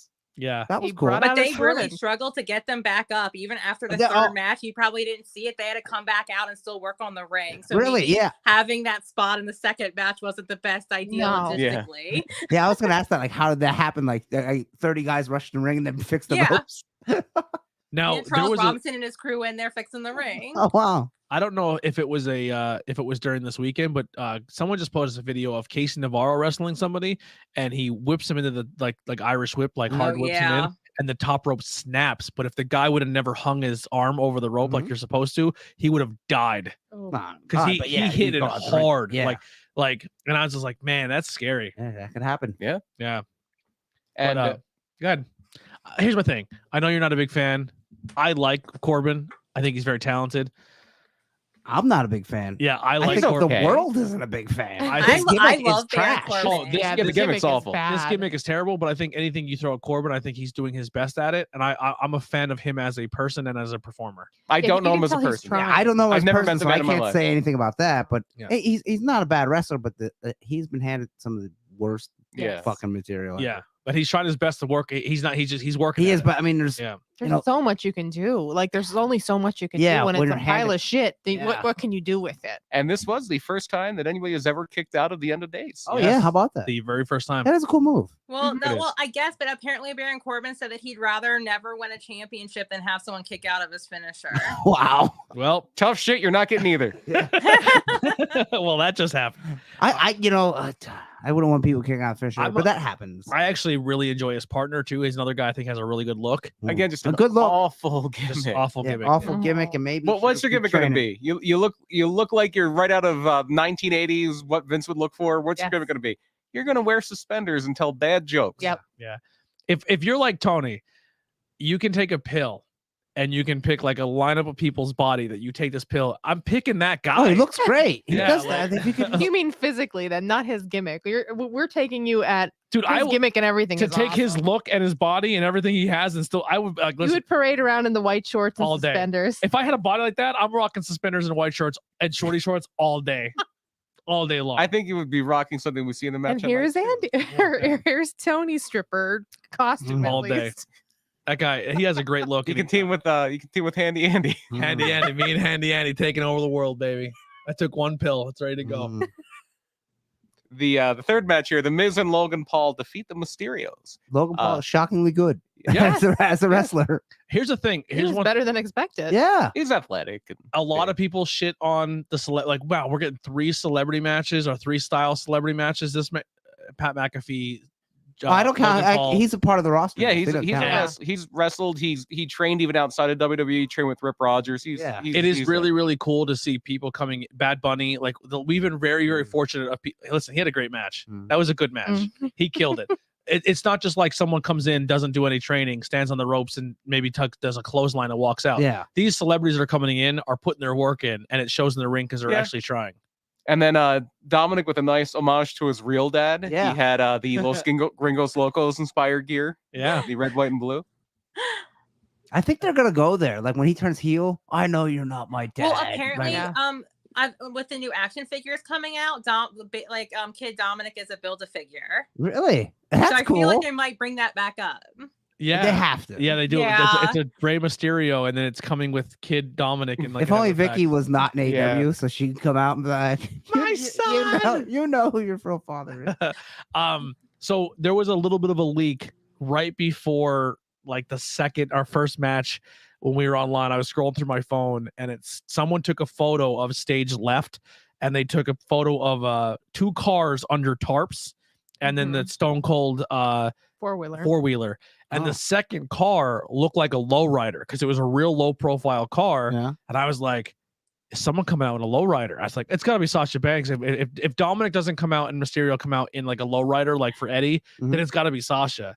And it was Sasha's car, but unfortunately, it was not the lowrider. So the whole time we're like, who's in these 2 cars? Who's getting car entrances? Shouldn't be scrolling on. I know. Whatever. It fucked me up. I shouldn't. Night of Wrestling, just stay off your phone. That's right. Yeah. And then we do have the women's title match, a Raw women's title match. Bianca Belair dethrones Becky Lynch, her first loss in a few years. And Becky looked fantastic. I love the outfit. I love the haircut. Yeah. She said, "Joke's on you. My hair looks awesome." Yeah. I like it, but she reminds me of Lane Lennox. Remember from Yeah. Actually, I thought she looked like what's her name? David Bowie? No, Multipass from I thought David Bowie too with the face makeup. The makeup. The Fifth Element. Okay, kind of. Lulu, Oh yeah. Mila Jovovich. Yeah. Would have had to be in white, I think, for it to be. Yes. Yeah. I will say though, match was very good. And again, another pay-per-view where everybody afterwards is going to be talking about Becky Lynch's ass. Yeah, and this is one of the two matches that everyone probably says is their favorite. Of the 2 nights. Yeah, she put it out there. Of the slash the very good match. Yes. Like probably the second best match for me. Number one. It's either your second or third best match for WrestleMania. I think it's my I like it the most out of the 2. Me too. And I'm not. Listen, no shade. But you can like whatever you want them. No shade to Cody. I love Seth Rollins. Cody and Seth. It didn't do it for me. I mean, it was great. It was a great match, but it wasn't my number one. Yeah. Everyone kind of gave that number one, but it wasn't for me. There was one mess up when Bianca was like holding Becky up, and she was going for like a victory roll. Well, listen, the match that everyone gave 9 on the match. There was a few botches in that one too, but no one seemed to care about them. With Cody and Rhodes. Yeah, there was 2. With Cody and Seth. Yeah, but they kind of quick. And I'll just say, but they were good saves. They had good saves, and they went and they didn't forget. But that happens. Yeah, I think a lot of people shit on the Ronda and Charlotte too, and I thought that was a good match. I fell asleep. I wasn't too. I was actually watching. We were watching somewhere where we were hammered at a bar. We were watching, and so at that same time they had the Ronda Charlotte match, and then on another TV there was the Duke North Carolina basketball. And it was down game. Like 1 point with like a minute to go. I'd much rather watch Ronda and Charlotte. Well, it was also significant because the coach for Duke is like the most famous college basketball coach of the last 30 years, and if he loses, it's his last game. And North Carolina's there's a story to it though. North Carolina's are arch rivals. Some peaks going on. Yeah. Duke and New. I'd rather watch Charlotte and a job rivals. Yeah. I'd rather watch 2 job girls. Because you don't like basketball. Yeah, that makes sense. Yeah. I don't like basketball either, but that's one rivalry I can get behind because usually everybody's a UNC fan, and I'll go in with the navy blue Duke just an asshole. Enough. Go basketball. So the next match was Seth Rollins coming out in a question mark. Yeah, it was Seth Rollins coming out in like a What? An odd. Someone said it was gear that Becky refused to wear. Yeah. That's what I was just gonna say. Like he raided Becky's it was like women's lingerie. Yeah, it was like beefcakes, kind of. And I love it's like see-through parts on his legs. I do love the blue on black, but yeah, that's a cool color scheme. Yeah, and he had this like weird robe thing, and then he had a choir. Synthetic robe. I think he's like, I need to be so obnoxiously bad. Yes. So when Cody beats me, no one. Like people are cheering for Cody and not me. I don't think you have to worry about it. Yeah, I think people are cheering for Cody no matter what. Yeah. I think if babyface Seth Rollins goes out there, I think fans are confused. Yeah, but he wasn't a babyface. No, exactly. Well, if you're bringing Cody in as a babyface, why would you put him with another babyface? Yeah. I'm just saying, Seth Rollins is over. He's W's one of W's golden guys. He's what he does. Yeah. So if only we had somebody who was at the show to go over all this. So my question for you, Danny, sorry to cut you off. When we watched it in the bar, it didn't seem very long, but I watched someone's TikTok or video at the event of when they're like teasing it, and it felt like you guys waited. No, there was some time. 10 minutes. It felt like forever before the music. I love that though. That's why it's hard to say like what you guys saw versus like what was on your TV versus what we saw there. Like I don't know what was playing on the TV at home.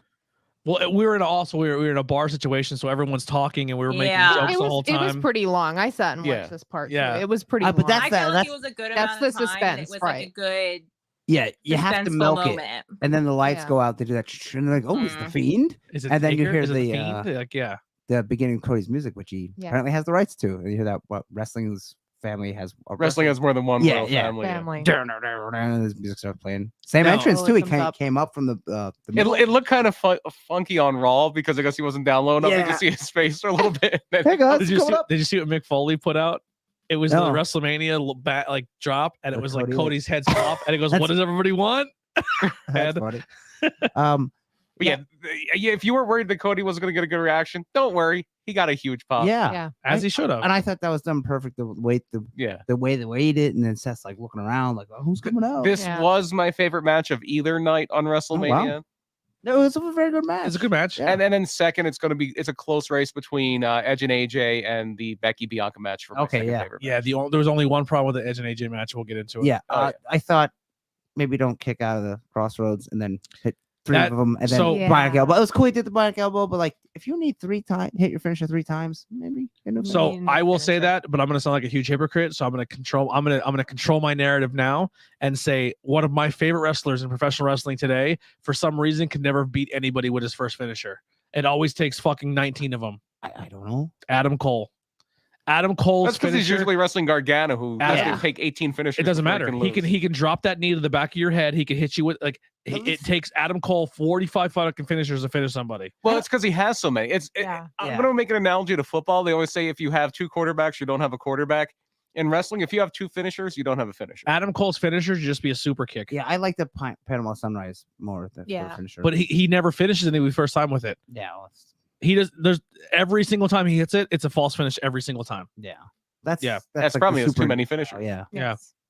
So I don't. So if I'm gonna say shit on Cody for hitting 14 crossroads, I can't because I'd be a hypocrite because it takes Adam Cole. You could just say the same thing about Adam Cole though. Yeah, exactly. So you wouldn't be a hypocrite. You'd just be saying the same thing. Yeah. Oh, yeah. So I don't like when you hit the finisher unless it's like they link together good. Like let's say Roman did the Superman punch and then they bounced off the ropes and then he speared him. That's cool. Yeah. Or if you're like blowing off a feud, main event, and then you pick them back up. I'm really gonna I don't know why Adam Cole is always shocked. Everyone kicks out of his. First I hate finisher. the shock face. That's so overdone. He's like, I can't believe how are you shocked. I think the shock face really jumped the shark with Ruby doing it in AEW, and people are like, okay. No, it's been at NXT. Kind of Adam Cole. Every time someone kicks out, he's no, but that was like not. And I noticed it's not as big now. People now do the frustrate, which is much better. Yeah. So Cody and Seth, what was the fan reaction? What was the arena like? Yeah, it's probably like when the fans were the loudest so far up to that point. Yeah, the crowd was super hot. It seemed for yeah, Cody. I could see that. Yeah. Was anyone around you like second guessing who it could possibly be when the lights went out? No. People weren't really like speculating. Just everyone had their phones out thinking it was Cody. Yeah, I know when we first said who is it, we went, here comes the money. Yeah, a lot of people would make that joke. Yeah, I was sitting in my living room and I said to my husband at the time, I'm like, hey, this is gonna be Cody, but I'd pop so hard if I heard here comes the money, because that would have made so much more sense than Cody to me. I would not have popped. No, I would have just to see him dance down the aisle. The good thing is he could throw his punches from the aisle. Yeah, and Seth would have to act like they connected. Yeah. No, when the lights went out, I'm like, it's Cody. But are they teasing Taker because he said never say never? You know what I mean? When the lights went out, like, well, the lights out is a good tease for who could it be? Yeah. It could be Sabu. Yeah, that goes back to the Sabu and ECW. Absolutely. All right. Speaking of Shane McMahon, his son just committed to. His son is a high school senior. Amazing, because I remember WrestleMania 20. You had the graphic at the very beginning. It's Vince, Shane, and Shane when he was a baby. That baby is now a high school senior. Yep. And he's committed to what is the University of Indiana. He's going to be a Hoosier. And his name is Declan. Declan McMahon. I love that Declan name. That's awesome. Cool. Next match. Yeah. That's one of the schools he visited was Vince's old alma mater, East Carolina. So the next match was Charlotte defeating Ronda by pin to retain the SmackDown Women's title. So I seen the match start. They lock up. They do like 2 arm drags. Ronda gets her and like flips her over. I was like, oh. And then the next thing I seen is Charlotte holding the belt in the air and the music playing. You fell asleep? Yep. I was right out. It was going long. It was probably about 11 to 15 at that point. Yeah. I would have swapped one of the matches from night 2 to night 1 and not have both women go on night 1. Yeah. You could have put that on night 2 and then just put like maybe Johnny Knoxville match on night 1. I guess you didn't want to have the Logan Paul and the Johnny Knoxville match. Yeah, on probably not. You could have put like the I don't know what it would. You could put Bobby Lashley and Omos on night 1. Yeah. And then you could put that on night 2. I always see the beginning was good. Like I said, the 1 minute I see it was fine. It wasn't awful, but it wasn't great either. If you are watching, we're gonna go a little long. We are at the hour 45 mark. We're gonna go a little because you have one more night to cover here, and we won't go into Raw the night after Raw. That we'll cover that. But better, less said about that, the better. It was not good. Yeah. So not a good night after WrestleMania. We're not going to talk about Ezekiel. I love Ezekiel. Hey, no Bailey. Of course. How did I know you were going to love Ezekiel? No Oscar. I love Ezekiel. No Alexa. I love it. No, it's this is the night where all the big debuts and returns happen, and it's Elias's younger brother Ezekiel. It's so it's not. It's an 80s gimmick. Wait, 2000. You guys think that's Elias? That's Veer. Clearly not Elias because Elias has a beard and longer hair. It's so bad. It is so bad. I love it. I love it. That's Bruce Pritchard, right? Yep, that is. I don't know. I liked Elias as Elias. Is that troubadour, that traveling troubadour? I'm gonna give Elias the benefit of the doubt. What about Ezekiel? Yeah, I'm gonna love him even more. Anyway, God. And then your main event was supposed to be the KO show with Steve Austin, and KO comes out and like he's in his gear. Yeah, he is in his gear. And then we had the preamble, and then Steve Austin comes out, and he's got the wrist tape on, he's got the knee braces on. Yeah, He's wearing a t-shirt and jeans. Was like he's dressed to go. So in the crowd, as soon as you see him at knee braces, does everyone start elbowing each other like he's wearing knee braces? I feel like we're still in a moment where like, oh my God, is this going to happen? Because they could be trolling us. They could be messing with us. You don't know. Like I wasn't until even when like he challenged him to a match. And like, it seemed like for 2 minutes straight that Kevin Owens was talking and Stone Cold was just staring menacingly at him. Even during that stare, I was like, is this going to happen? Is this going to happen? And that was great the way they built it. And Steve Austin was doing his faces and looking around like, oh my God. Perfect. I want to dissect this a little bit. So he comes out and they're doing the whole thing and he goes, I tricked you, Austin. I don't want to talk. I want to fight. Yeah. And then he's like, I challenge you to a no holds barred match. And Stone Cold kind of sells it like, I mean, obviously Stone Cold's the biggest badass in wrestling history. And he sells it for a second like, can I still do this? He had a moment where he looked like, is this what I want to do? Am I gonna fight this guy right now? I thought it was more of is this guy for real? Yeah. Yeah, because he was kind of looking down like, you can perceive that any way you want. Yeah. And that's the beauty of how Stone Cold sold it. And then he gets the mic and goes, do you want me to whip this sorry son of a bitch's ass all up and down? And then everyone said, I had my first match in Dallas. And I'll have my last match in Dallas. And then he goes, bring me out a referee. No, he said, if you want to see me wrestle Kevin Owens, give me a hell yeah. Of course, they all say hell yeah. And then when the referee comes down and they throw the chairs out, we're still in the bar going, are they really going to fucking wrestle? Yeah, because you're not sure. You're like, I think they're like, this is going to be a quick stunner and get the fuck out of here. I had a feeling it was going to be a little more than that. If they're putting it in this spot, and Steve Austin has been very protective. If I'm coming back, I want to do it for real. He didn't want to do it like with The Rock and Eric Rowan. So I had a feeling, even going into this, like we're going to see this. And then when he came out, his knee brace, like it's on. yeah. Oh my God. How sick was it? Like he took a suplex on concrete. I mean, his neck was very well protected. Yeah, but it's still a lot. Still not It's gonna landing. feel great. It's a forget about all his injuries. It's a 51-year-old man landing back first on concrete. Who hasn't wrestled in what? 19 years. 19 Almost 20 years. years. Yeah. And he's like, yeah, let's go out to the crowd and suplex me on concrete. His last match was WrestleMania 19. Wow. He did do I think he did do a little bit of physicality when he was like the sheriff. Like people would hit him, but then he would just fire up and stun them. Yeah. He wouldn't really bump. We screamed the entire time at the bar. We just laughed and screamed and had a absolute I'm glad blast. I wasn't there.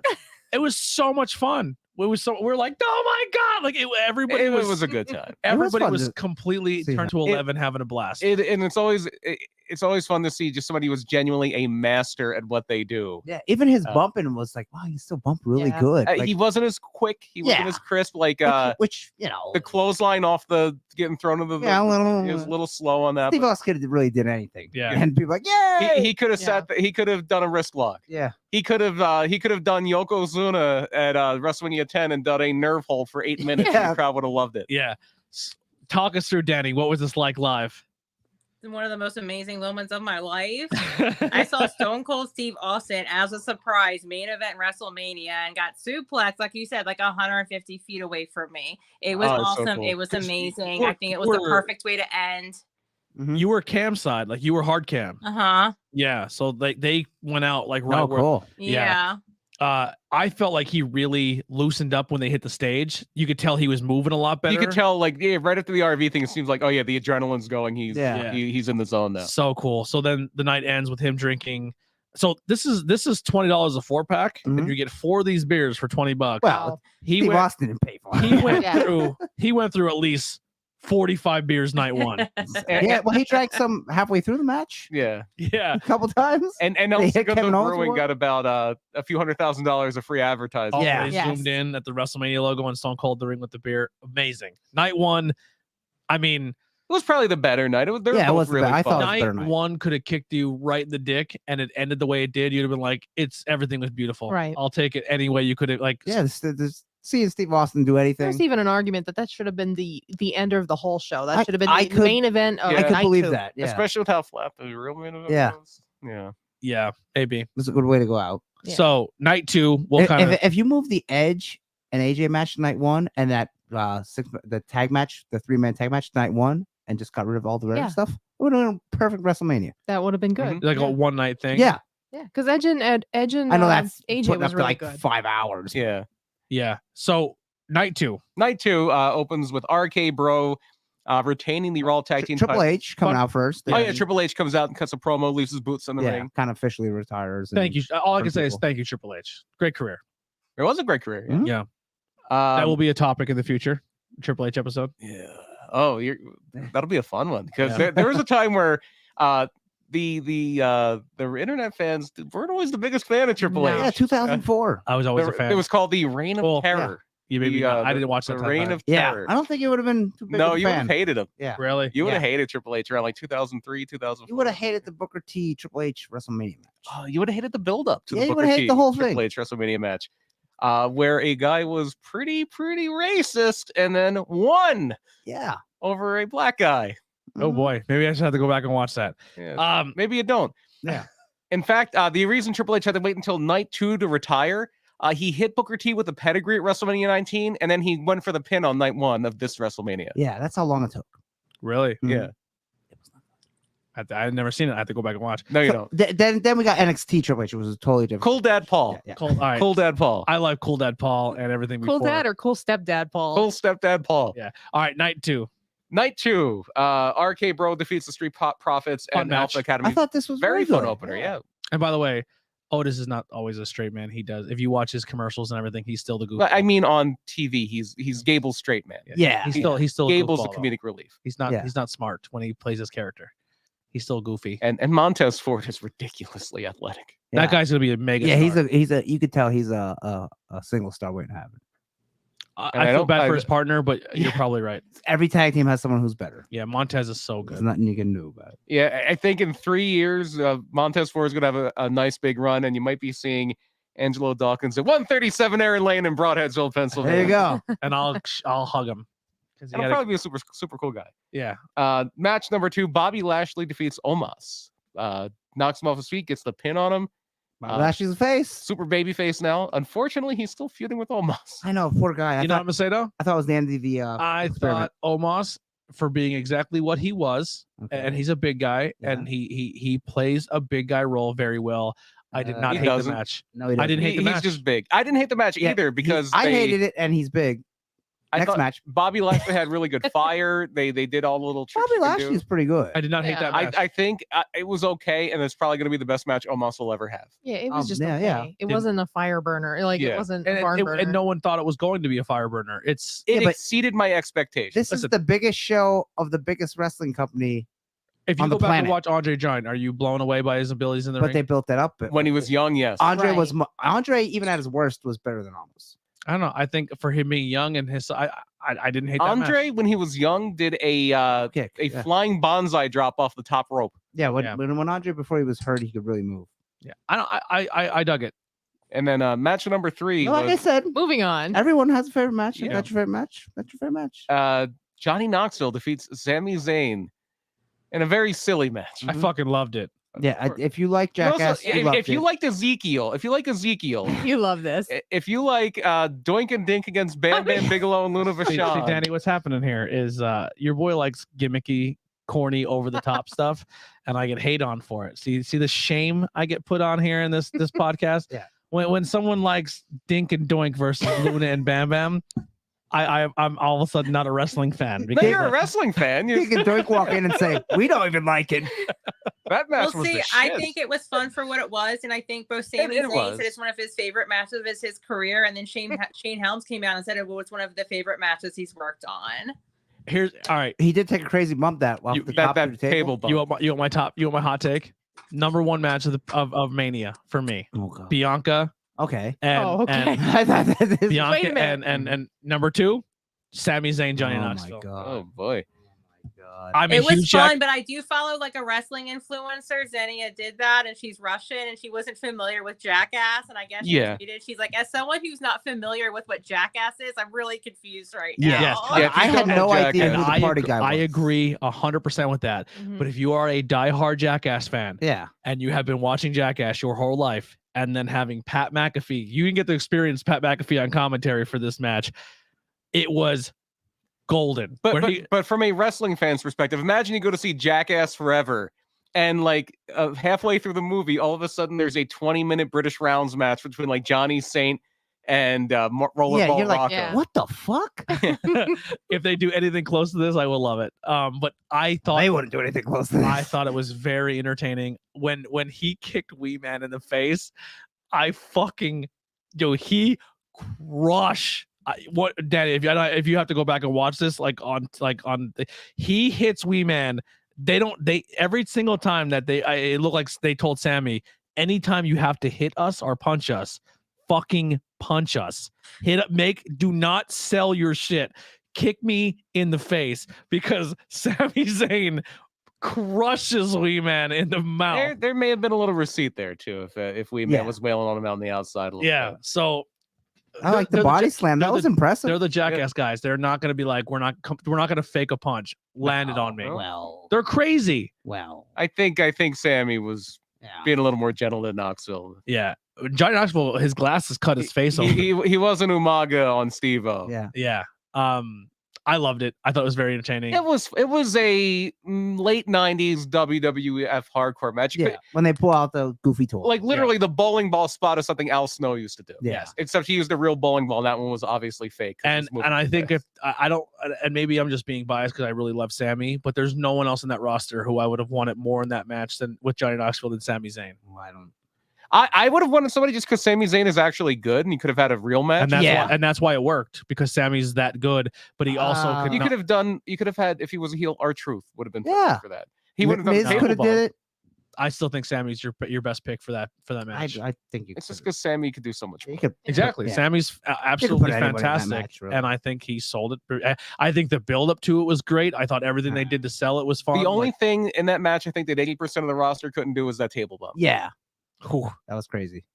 And the mousetrap. I mean, that's dangerous. That's the table bump I'm talking about. No, I'm talking about the actual mouse. So dumb. And the giant hand. Well, the mousetrap was no big deal because it hit Johnny Knoxville. Yeah. First. So the momentum was taken up by Johnny Knoxville's shoulder. I think you're overanalyzing a joke match, but just have fun with it, guys. It's okay. It's okay. Jim Cornette's not listening. You're allowed to enjoy fun things. It was fine. It was fine for what it was. Jim Cornette, he's never going to listen to this. He's never going to look down on you as wrestling fans if you have fun at a show. Okay. I've liked silly things. Yeah, I didn't. Really like this match was okay. I didn't hate it. It This wasn't is too much for me. A little too over the top. Yeah, if you like wacky stuff, you liked it, and if you really like Jackass, then you'd like it. But if you didn't like Jackass and you don't like wacky stuff, you're like, all right. I can see your. Andy don't like Jackass to begin with. He's Yeah. told us that many times. So I would know he's not going to like that. Sami Zayn versus Finn Balor. Wow, that'd be wonderful. Listen, That would have been. I Make Sami Zayn your world champion. I'm on board with it. Then we had Sasha Banks and Naomi winning the women's tag team titles over Carmella and Queen Zelina, Liv Morgan and Rhea Ripley, and Natalya and Shayna Baszler. Not bad. Not It was great. fine. It Yeah, was- right in the middle. I love Carmella. It was a glad they match that won. would have been okay on. It was a Raw match. Yeah, it was it a was. good Raw match. I agree with that. It was a good. It wasn't a bad. It was a good one. But I love Carmella wearing that mask. I think it's hilarious. She's Yeah. so beautiful. She doesn't want to damage And her face. by the way, Jerry Lawler will be doing commentary on Raw this week. And for Really? a few weeks, I Yeah, believe. did Corey Graves? Corey Graves is going to be on his honeymoon. Yeah, he's Oh, taking a few weeks okay. off. Jerry Lawler on comment. This coming from the guy that just loved the Jackass match. Well, ladies and you gentlemen. also Yes. didn't know what Jerry Lawler said to me in private about how he feels about the people in No. commentary. But let's Might take. be a little racist. Who knows what the Jackass You have guys to- say in private? You have to put black people on commentary to appease the people. Cool, Jerry. I'm gonna go over here and get away I know, from you but now. he's not saying that to us. Yeah, Yeah, not a fan. I didn't hear him say that. Yeah. So Not a fan. Not a fan. Me and Steve Folt were like, did Jerry Lawler just say some racist shit right now? Yeah, I can care less about Jerry Lawler. Sorry. Well, Sorry. hope them No, Jackass I- guys never say anything Yeah. like that. Sorry, internet world. These pillars of the community from Jackass. Yeah. And Jerry Lawler also said Corey Graves sucks his commentary. Oh, he might have. Yeah. I mean, Sorry, I'll listen to Corey Graves all year. who's the rest- better on commentary? All other things aside, Jerry Lawler. I think I don't mind Graves. I'll Yeah, take, I mean, I'll take Corey Graves over Corey Graves Jerry is Lawler good. trying to pretend he's Bobby Heenan, but that's just me. I wouldn't say that. no, I don't know. He had his own style for so long. Yeah. I think your personal opinion of people really clouds your being objective on Possibly, their performance. sure, possibly. Yeah. Just not a fan. I mean, and I'm not a fan of Jerry Lawler either for all the nasty things he said over the years over women. And I know he used to, didn't he have trouble with beating women? liked too? young girls. No, he. Oh, that's right. yeah, Yes, he yeah, liked he young likes girls. young. He liked young girls. That was the thing. So, but Cool. I can still put that aside and say, yeah, he's clear. He gets his point across, even though sometimes it's stupid. Listen, we have awards for the Ultimate Warrior. People in wrestling that are scumbags still get shine, so it happens. Right. Moving on. What's the next? Anyway, sorry, Danny. Things got strange for a second. Edge and AJ Styles This was wrestled very next. good. It AJ was. Styles' first match was with the entrance set because he hit his head on it and he was bleeding. Yeah. So, And he looked very mad about it. so watching this from home, I don't if you notice, AJ was cut on his cheek. I don't know if you, I've heard missed that, this. but I didn't realize that at the time. yes.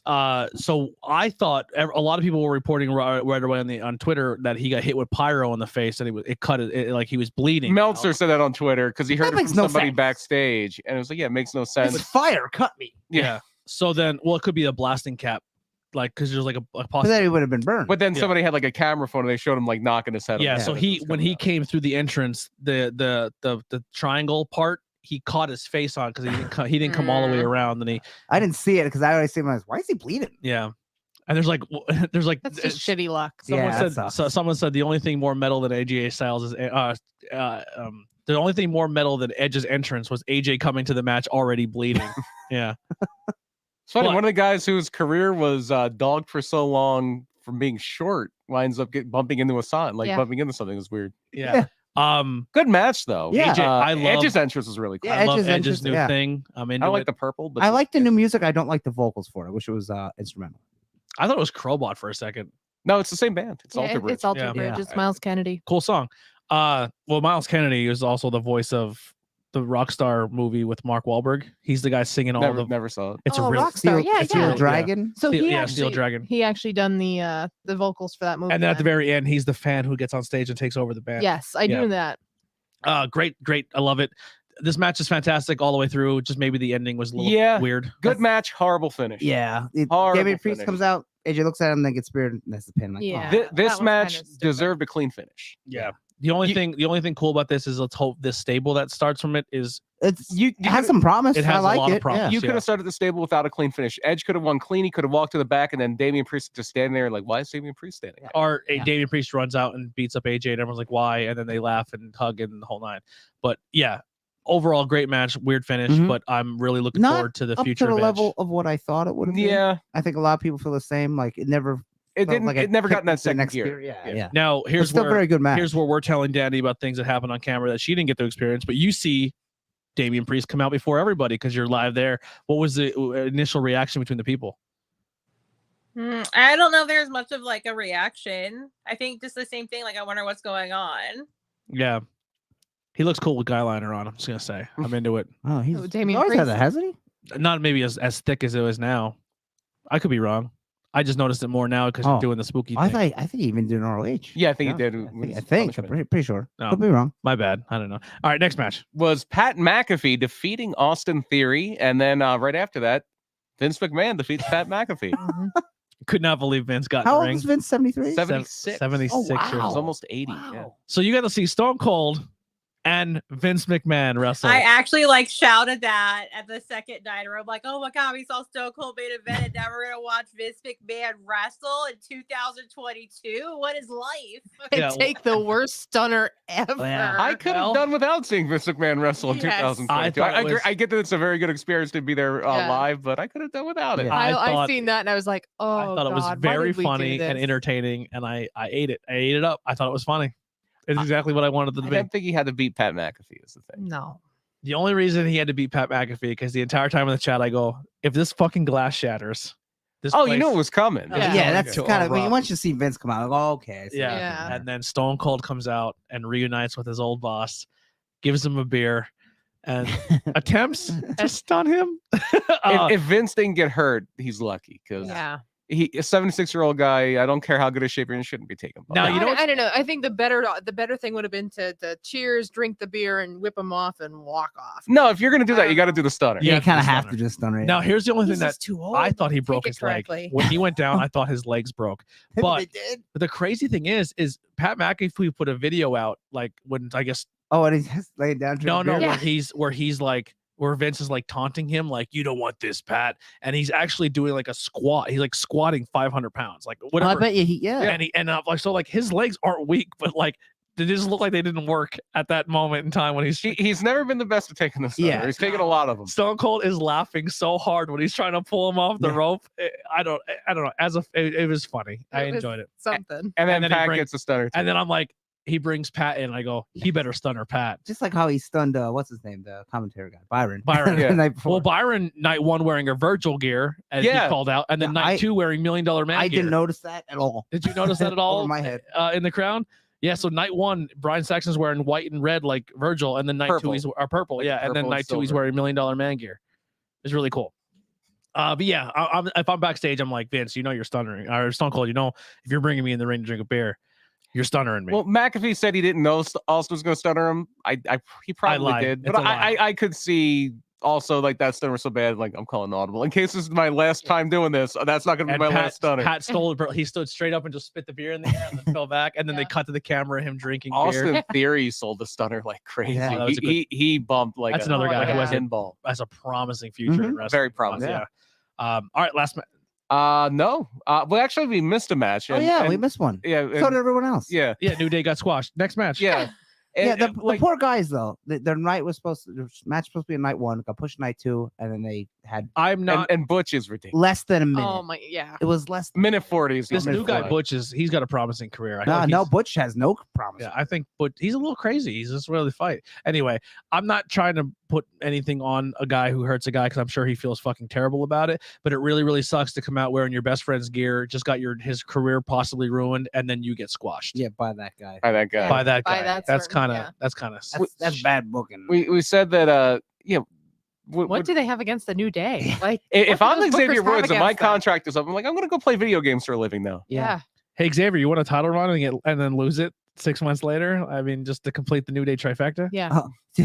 Yeah, Yeah, I don't think Xavier Woods has ever won the world title. I feel bad. I don't know. I love New Day, and like I said, I don't want to put heat on that guy because obviously he probably feels awful about hurting Big E. But like Yeah, it's to come not out him. and It's to not come out him. honor Big E and then just to get squashed by the guy who did it, that's kind of It's Yeah. not Ridgeland or what's his name? It's not Ridge Ridge Holland. Holland. Ridge Ridge Holland Holland. or whatever. It's not him saying I want to win this match. No, I wanna definitely squash not. them. It's the people writing the Yeah. show. like listen. When D'Lo hurt Jaws, to this day, D'Lo fucking feels awful about Yeah, it. I'd feel awful too if I did. It just I don't know. It just as a fan, I guess when you know inside baseball, as a fan, it doesn't sit well with you. No. Yeah. And then we said earlier the women's tag team title match was a good Raw match. This was a bad SmackDown match. Yeah. And then your main event is for both titles, Universal title and the WWE title. It was Roman Reigns defeating Brock Lesnar. I thought Brock would win. I thought Roman was. I going thought all Roman day. would win. Yeah, I had I Roman can all see day. Either way. you know? Now, I don't know how much you caught in person in attendance there, but from watching at home, it seemed like at least at some point in this match, both guys get an injury. Does that? I think Roman's okay. His shoulder might have just popped out a little bit. I saw that picture too, but then at the end he's raising it. If you have a separated shoulder, you're not going to raise. No, I don't think it was his his shoulder. I think it was his tricep. Oh, okay. His tricep. The one was it was real bruised looking. His tricep like Was that turned. when he was in the Kimura? Yeah, after the Kimura, his tricep just explodes out and it Oh. turns really bright red. And Brock, one of the moves where Roman came off, hit him in the knee, hit him with both knees in his ribs. Yeah, it looked like Brock was having trouble getting up. It might Yeah. have broke a rib or something. I don't know if that translated all live, but that's definitely something we were picking up immediately watching it. No, I didn't notice that, but the match seemed off to me. It wasn't what I expected. I thought it was very Yeah. disappointing for a supposed blow off match, in my opinion. No, I agree. I totally And a agree. WrestleMania main event. Yeah. Especially close Yeah. to weekend. Yeah, so it sucks that they had to possibly call an audible and cut this one short because both these guys are the top of their game in professional wrestling right now, and that's definitely not the match that they probably wanted to give the fans. But also it's Brock and Roman. So yeah, no, they're How facing many- heels yeah. switch, but like How many enough, times have we seen him? you know? yeah, I think there could have been more to this, but I definitely think Oh, there yeah. was some injuries, things that cut that short. But you're gonna see Roman Reigns walk out as your champion with after a low blow and then some shenanigans. But yeah, that's gonna end your 2 nights of WrestleMania. And then obviously SmackDown and Raw happened. If you watch it, awesome. We're not going to go too much in that. We're at the 2-hour mark. Mhm. Danny, thank you so much for hanging out with us tonight. I didn't want to Thank you throw for having me. I didn't want to throw too much at you your first time podcasting and make you talk the whole time. But overall, Mania, what did you think out of your 3 Manias and then seeing this one live over the other 2? And then what was your favorite match? Yeah, match of the weekend for you. Overall, like I think I'm just on a high. I think with everything with Stone Cold and Vince McMahon, it probably just makes me my favorite Mania. From a match card perspective, I do think 35 was better. WWE wise, my favorite match of the weekend was probably Becky versus Bianca. Bianca. Yeah, it was very good. versus Bianca. Outside of that, it may have just been Alley Catch versus Dango because it was just entertaining and what it Love needed to that. be for me. I just saw a little bit of everything, and I like the fact that I got to experience all types of different wrestling within a few days. Did you leave Mania a bigger fan of someone that you didn't think you were a fan of going into it? No. I think I view wrestling a lot different than most people my age, where I just like a freaking mark. I like watch it almost like a child. So I feel like I already just enjoy people for what they are regardless. So yeah, Suzuki definitely won my heart this weekend just because I didn't really know him too much. But yeah, I was like, oh my God, this guy's a national treasure. We should protect him at all costs.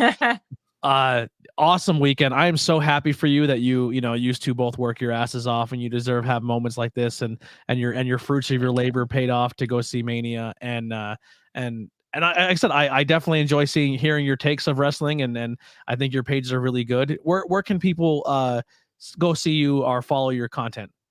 Well, I hopefully will start a YouTube soon, but right now I just have like my wrestling TikTok really. I also have a wrestling Twitter, which is like my @ is Dump Truck Dani on Twitter, and on TikTok it's Dani Talks Wrestling. If you want to check out some of my clips from WrestleMania or Raw or we got to ask you. If I ever have the courage to talk about wrestling. Yeah, we have to ask you the most generic wrestling question of all time. I guess you kind of told us a little bit with Shawn Michaels, but what got you into wrestling, and who was your favorite growing up? My favorite growing up was actually Goldust. Oh wow! And that's actually what got me back into wrestling. Like, so I stopped watching when I'm like 2000. I started again in 2013. I was going through a really hard time in life, was flipping through the channels and saw Goldust on TV, and I started watching and haven't stopped. Cool. Yeah, I was a huge Goldust fan as well. I have a problem where I'm a little sometimes too social, or I force myself to talk to people, and I'm like, they're gonna think I'm weird. And I actually seen you at an Outbreak show, and you were wearing a Goldust jacket, and I think I complimented you, but I wanted to talk more about it. But I didn't want to be like, she probably does not want to speak to me at all. I'm just some weird guy at a wrestling show. But I was like mesmerized by your jacket. I'm like, that is the coolest fucking jacket of all time. Actually, the night she wore that jacket, I think. Did you win your title that night, or you defended your title? That was at I don't know. Outbreak when you guys wrestled in that really, really tiny gymnasium. No, that was the night that Robbie came in as a mystery person in the Rumble. Was like, in a battle royal or something. Yeah, it was like a battle royal Rumble, and At the Fieldhouse? No, it was at that tiny gym.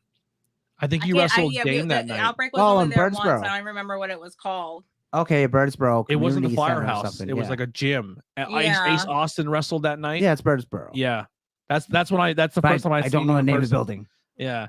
But listen, our platform is always open if you ever want to come back and hang out. If there's a topic or a wrestler you want to be in on the conversation, you got your first jitters out of the way of your podcast. I didn't want to throw too much at you to make you uncomfortable or nervous, but you were absolutely fantastic. Your support for our channel means the world to us. Thank you so much.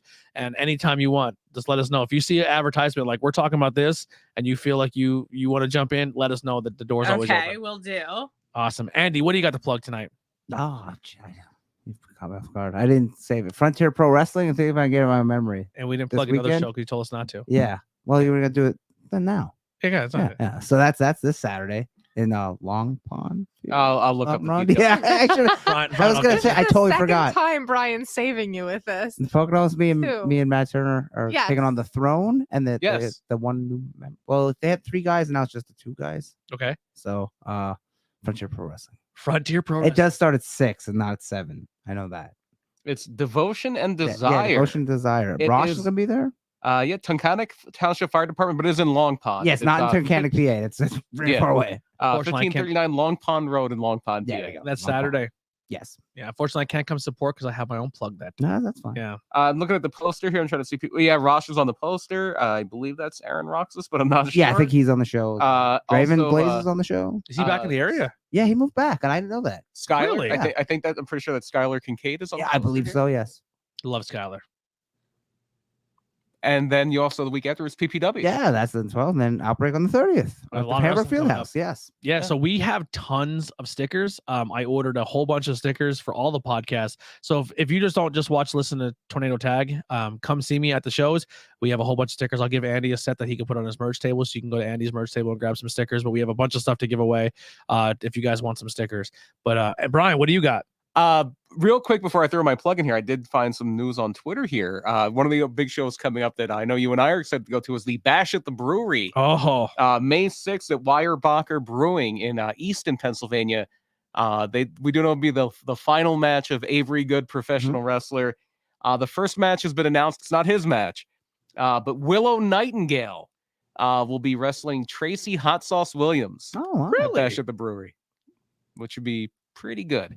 But for and one of our possible picks, who we said would be great for Avery's last match, announced on the card. Really? Yes. Claudio? Not Claudio. Oh. Yeah, we were talking about Claudio. My heart just like Yeah, I was like, skipped a Claudio? beat. It should still skip a beat because he's one of your favorites. Oh yeah, Ultramanus Black. Yeah, Ultramanus Black announced on the card. Pretty clear he's going to be involved with it. Yeah. So that's gonna be a great time. Avery Good's very last matches is gonna be at this brewery. Get your tickets now. They're $20. It's gonna be a great time. Yeah, and Veda Scott also recently announced. And I think that's the latest ones. But anyway, my plug, projecthumanoid.com. Some pirate guy was announced, and then Jolly Roger, and then two. Oh, he's an old school Chikara guy. Yeah, and two like tag team guys, but they're like. Oh, the Batiri, yeah. Oh yeah, Batiri, yeah. Yeah. They're good. So if you're a big Chikara guy, Vlad go see it. Radinoff was announced. I think you're going to see some old Chikara guys that you haven't seen in a long time, and they're going to be there to support Avery in his last match. Yeah, absolutely. There should be a lot of fun.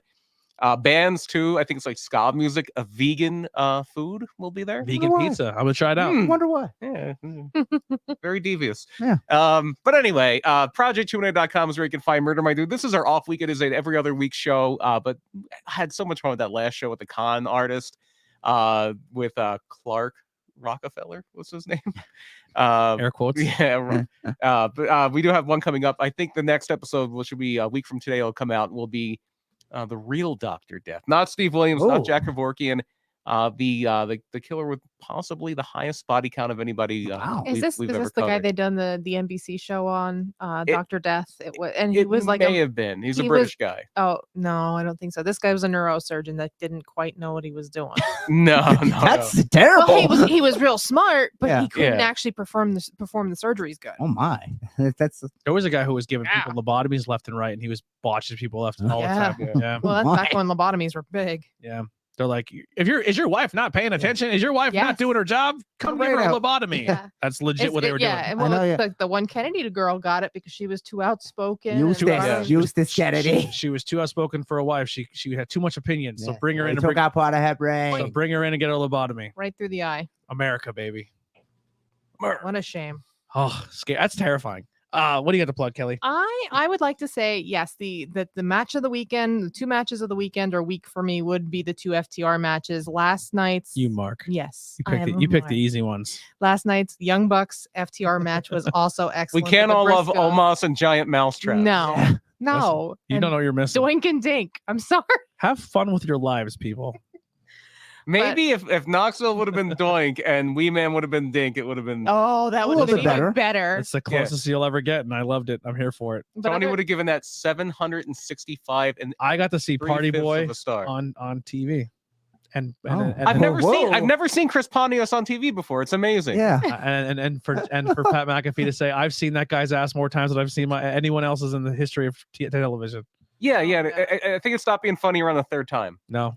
Of all the highlights of WrestleMania that everyone in the world had, Chris Pontius is that. That's nowhere near the top. You guys don't know what you're missing. Yeah, and then if you like any kind of energy healing or aura pictures, I'm going to be at the Inner Peace and Wellness Holistic Expo this weekend at the famous Hamburg Field House. They're going to channel wrestler ghosts. Yeah, I seen a.